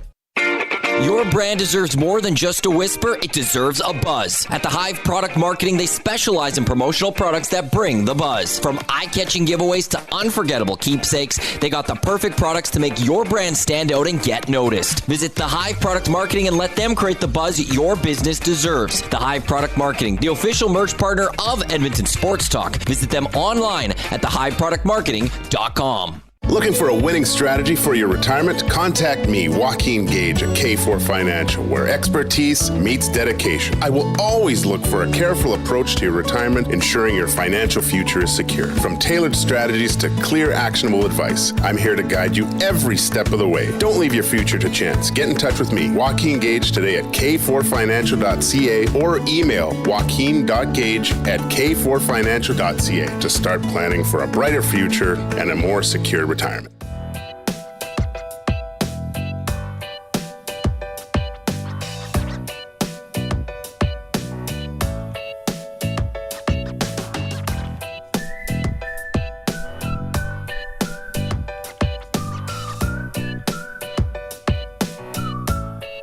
Welcome back to the Reid Wilkins Show with Jay Milne and guest co-host Ben Thomson. A reminder that you are watching us and we are coming to you live from the Canadian Brew House studio, where the Canadian Brew House now has happy hour Monday to Saturday, 2 to 6 p.m. So you got about 14 minutes left. Prices starting at $3.99. Come early, stay longer, save more. The Canadian Brew House, our house, is your house. I just want to bring some attention here. Somebody had mentioned this in the chat, that there is currently a red warning for west of the city here. This has come out from Environment Canada at 5:34. They have issued a tornado warning for north central Alberta. Extra care and attention should be exercised in and around the following localities: Fallis, Wabamun, and Wildwood. Environment Canada meteorologists are tracking a severe thunderstorm that is possibly producing a tornado. Damaging winds, large hail, and locally intense rainfall are also possible. So once again, the area is Yellowhead County near McKay, Wildwood, and Evansburg. Affected areas include Betula Beach, Parkland County, Seba Beach, and Yellowhead County. It's adding actions to take cover immediately if threatening weather approaches. Please consult local media for more information. If you are in those areas, please be safe. Please take care. Please let everybody in your area know that might otherwise not have access to information this rapidly, like we're finding out. I just Googled Alberta weather, and this came up. So please be careful. There is a red warning tornado watch that's in effect west of the city here. So we are thinking of everybody that's out there. Please be safe. Please take precautions, active precautions, if you see fit. Well, Benny, this has been a fantastic show. Coob, what a day, what a day, what a day. You know, your first go around in the big chair, like any parting comments from the Coob's big adventure? Exit interviews? Oh, well, I did lots of talking today. I usually talk quite a bit, even when I'm not hosting. You're a chatty catty, I would say that, yeah. Yep. I'm kind of... Hey, guess what, Coob? You're in the right industry. Yeah. I got a few texts. There's no other industry for it. No. If I kept talking, I could maybe be a good salesman, but I'm selling myself every day. I crack the mics here. Yeah, EST, you are. know? And you're doing a good job. Shoulders a little bit higher. That's good. You're going to carry those positive vibes into the weekend. So congrats, Coob. Congrats for breaking the seal and doing it. You know what? It's like I said earlier, there's plenty of more opportunity around here for that. So that's the beauty of EST. We just make it happen, and we've got such great talent that it's pretty easy to do. Myself excluded from that, I must add. The young guys here are the show. Well, They're- you're already seasoned. Yeah, you used yeah. to be that young guy You know when what? you first I will started the say Reid this, Wilkins show. Yeah. Sales, my whole life of sales has prepped me for this because I'm a sports junkie. I always have been. I've listened to sports talk radio so long that I trained myself to be able to speak like that. Yeah. Like literally. Yes. That it's, True enough. When you listen to something long enough and you feel like we would be watching CFL games and I would be commentating on it and I would say something and then Glenn Suter would say it 2 seconds later and my wife would say, "See? Didn't you just say that? You could do that." Watch out, Suits. I'm coming for you. No, just Straight kidding. up first job. Yeah. Right. Well, Dusty, the big man, big boss who's calling the game between the Argos and Bombers, right? Yes, He that's sent me coming a up. text and he's like, I didn't listen to all of it, but you sounded... Oh, did he? That's very nice. Look at that, Dusty. Dusty's a very thoughtful man. Good guy. It is time to get to the words of the day, which are brought to you by our good friends over at Edmonton Public Library, where tickets are going fast for EPL's after-hours escape room adventure, Locked Library, the bookcase. You see that? Yep. It's the bookcase. Oh, It's a little bit of the bookcase. bookcase. Bookcase. Finish fast for the glory or take your time and immerse yourself in a story inspired by classic detective novels during this after-hours escape room adventure on Saturday, July 25th. All proceeds from this event help support the work of EPL, with proceeds being reinvested into our collections, programs, and services for the community. Get your tickets at epl.ca/locked library. The word of the day with Reid and Jay. Oh, I'm sorry. Did I break your concentration? What do they got to say? Say what again? Say what again? I dare you. Let's find out. English, do you speak it? Then you know what I'm saying. Benny, these are words of the day. A Bootski's special edition for Benny. Hang on. A Bootski's smart. He knows that we're going to work together over the coming, summer weeks, as people are away and whatnot. So he says a Bootski's special for Benny slang term edition number 1. Okay. So this is the Benny slang edition number 1. Okay, first word of the day. He did provide proper new pronunciation after consulting with his Gen Z daughter. Okay. I'm very curious to see where this goes. Is this going to go brain rot route? Is this going to go regular? I'm curious. It has no soft G sound. Oh boy, I might screw this up. Okay. Well, you tell me. You should know. I was going to say.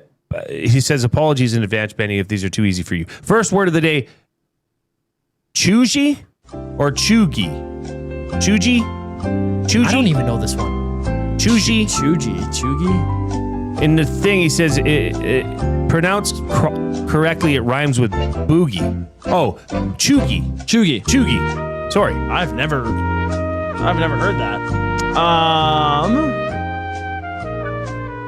Go for the spelling first. Choogy. Yeah. This is an adjective. Okay. Go on. CHUGGIE. Final answer. Was it Y? CHEUGY. Choogy. Whoa. Oh, for one. I'm going to guess you're going to need a sentence. Yeah. When somebody a Bootski's age uses today's slang terms in conversation, it can be quite chuggy. Okay. So the way the definition I think it's circled around the word cringe. If I had to guess, I think it's like when someone doesn't fit in and they're forcing themselves. 0.5 out of 1, so 0.5 out of 2 on the first word. Yeah. The actual definition is someone or something out of date, uncool, or unfashionable, especially when seen as slightly cringeworthy or trying too hard. Look at that. Look at Good that. work. Thank you. Okay, second word of the day, breadcrumbing. Oh, okay. All right. Breadcrumbing. Actually, okay. Hold on. These are different words too. I haven't particularly. We're all learning, Coop. We're all learning. Dude, this is. Okay. Well, can you do the spelling though? Okay. BREAD CRUMBING. Dun, da, da, da. Breadcrumbing. Breadcrumbing. Okay.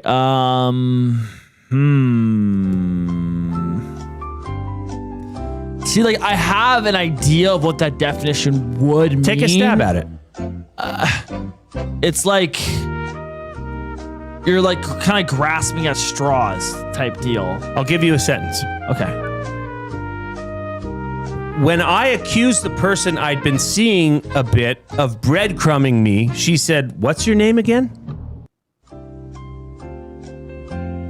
One more time. When I accused the person I'd been seeing a bit of breadcrumbing me, she said, "What's your name again?" I'm gonna say like people like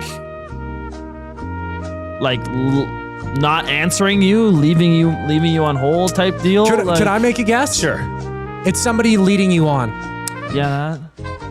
Maybe. I think pretty we good, can, actually. Let's see what we think. Okay. It's a manipulative dating tactic where someone gives a person a small, inconsistent bit of attention to keep them interested. That is what it is. But with no real intention of commitment. Koob, Okay. we're going to give you that. Yeah. So that's actually Ben, 2 out of 4. Yeah. Okay. Koob and Ben. Yeah. I think for the purposes of when it's us working together, Sure. and it's the special for Benny Slang Term edition. Yep. We just go all in with whatever resources we've got. There's a different word for that, I think. I'm trying to remember it. Folks, this has been fantastic. Thank you for tuning into Edmonton Sports Talk, your clear choice for Edmonton Sports Talk. Do not worry, Koob, what's coming up on Sunday? Busy VIP golf show. Murray McCourt will have Kevin Carius fresh out of retirement in studio to start it off. 8 o'clock start on Sunday, and the final 2 segments of the show to wrap it up just before 10 o'clock. So from 9:20 to 10 o'clock on Sunday, Bob Weeks will be stopping by. That's a VIP golf show on Edmonton Sports Talk. Guest. Sunday, 8 to 10. All right. Show on tap. Thank you for tuning in and listening to the Reid Wilkins Show with myself, Jay Milne, Ben Thomson, and Zachary Kubish. Have a great weekend, folks. We'll see you on Sunday with the golf show, and then Monday morning, 6 to 9, the Nielsen Show right here on Edmonton Sports Talk and Cruise 95.7 FM. Have a good one. Dun, da, da, da. Close.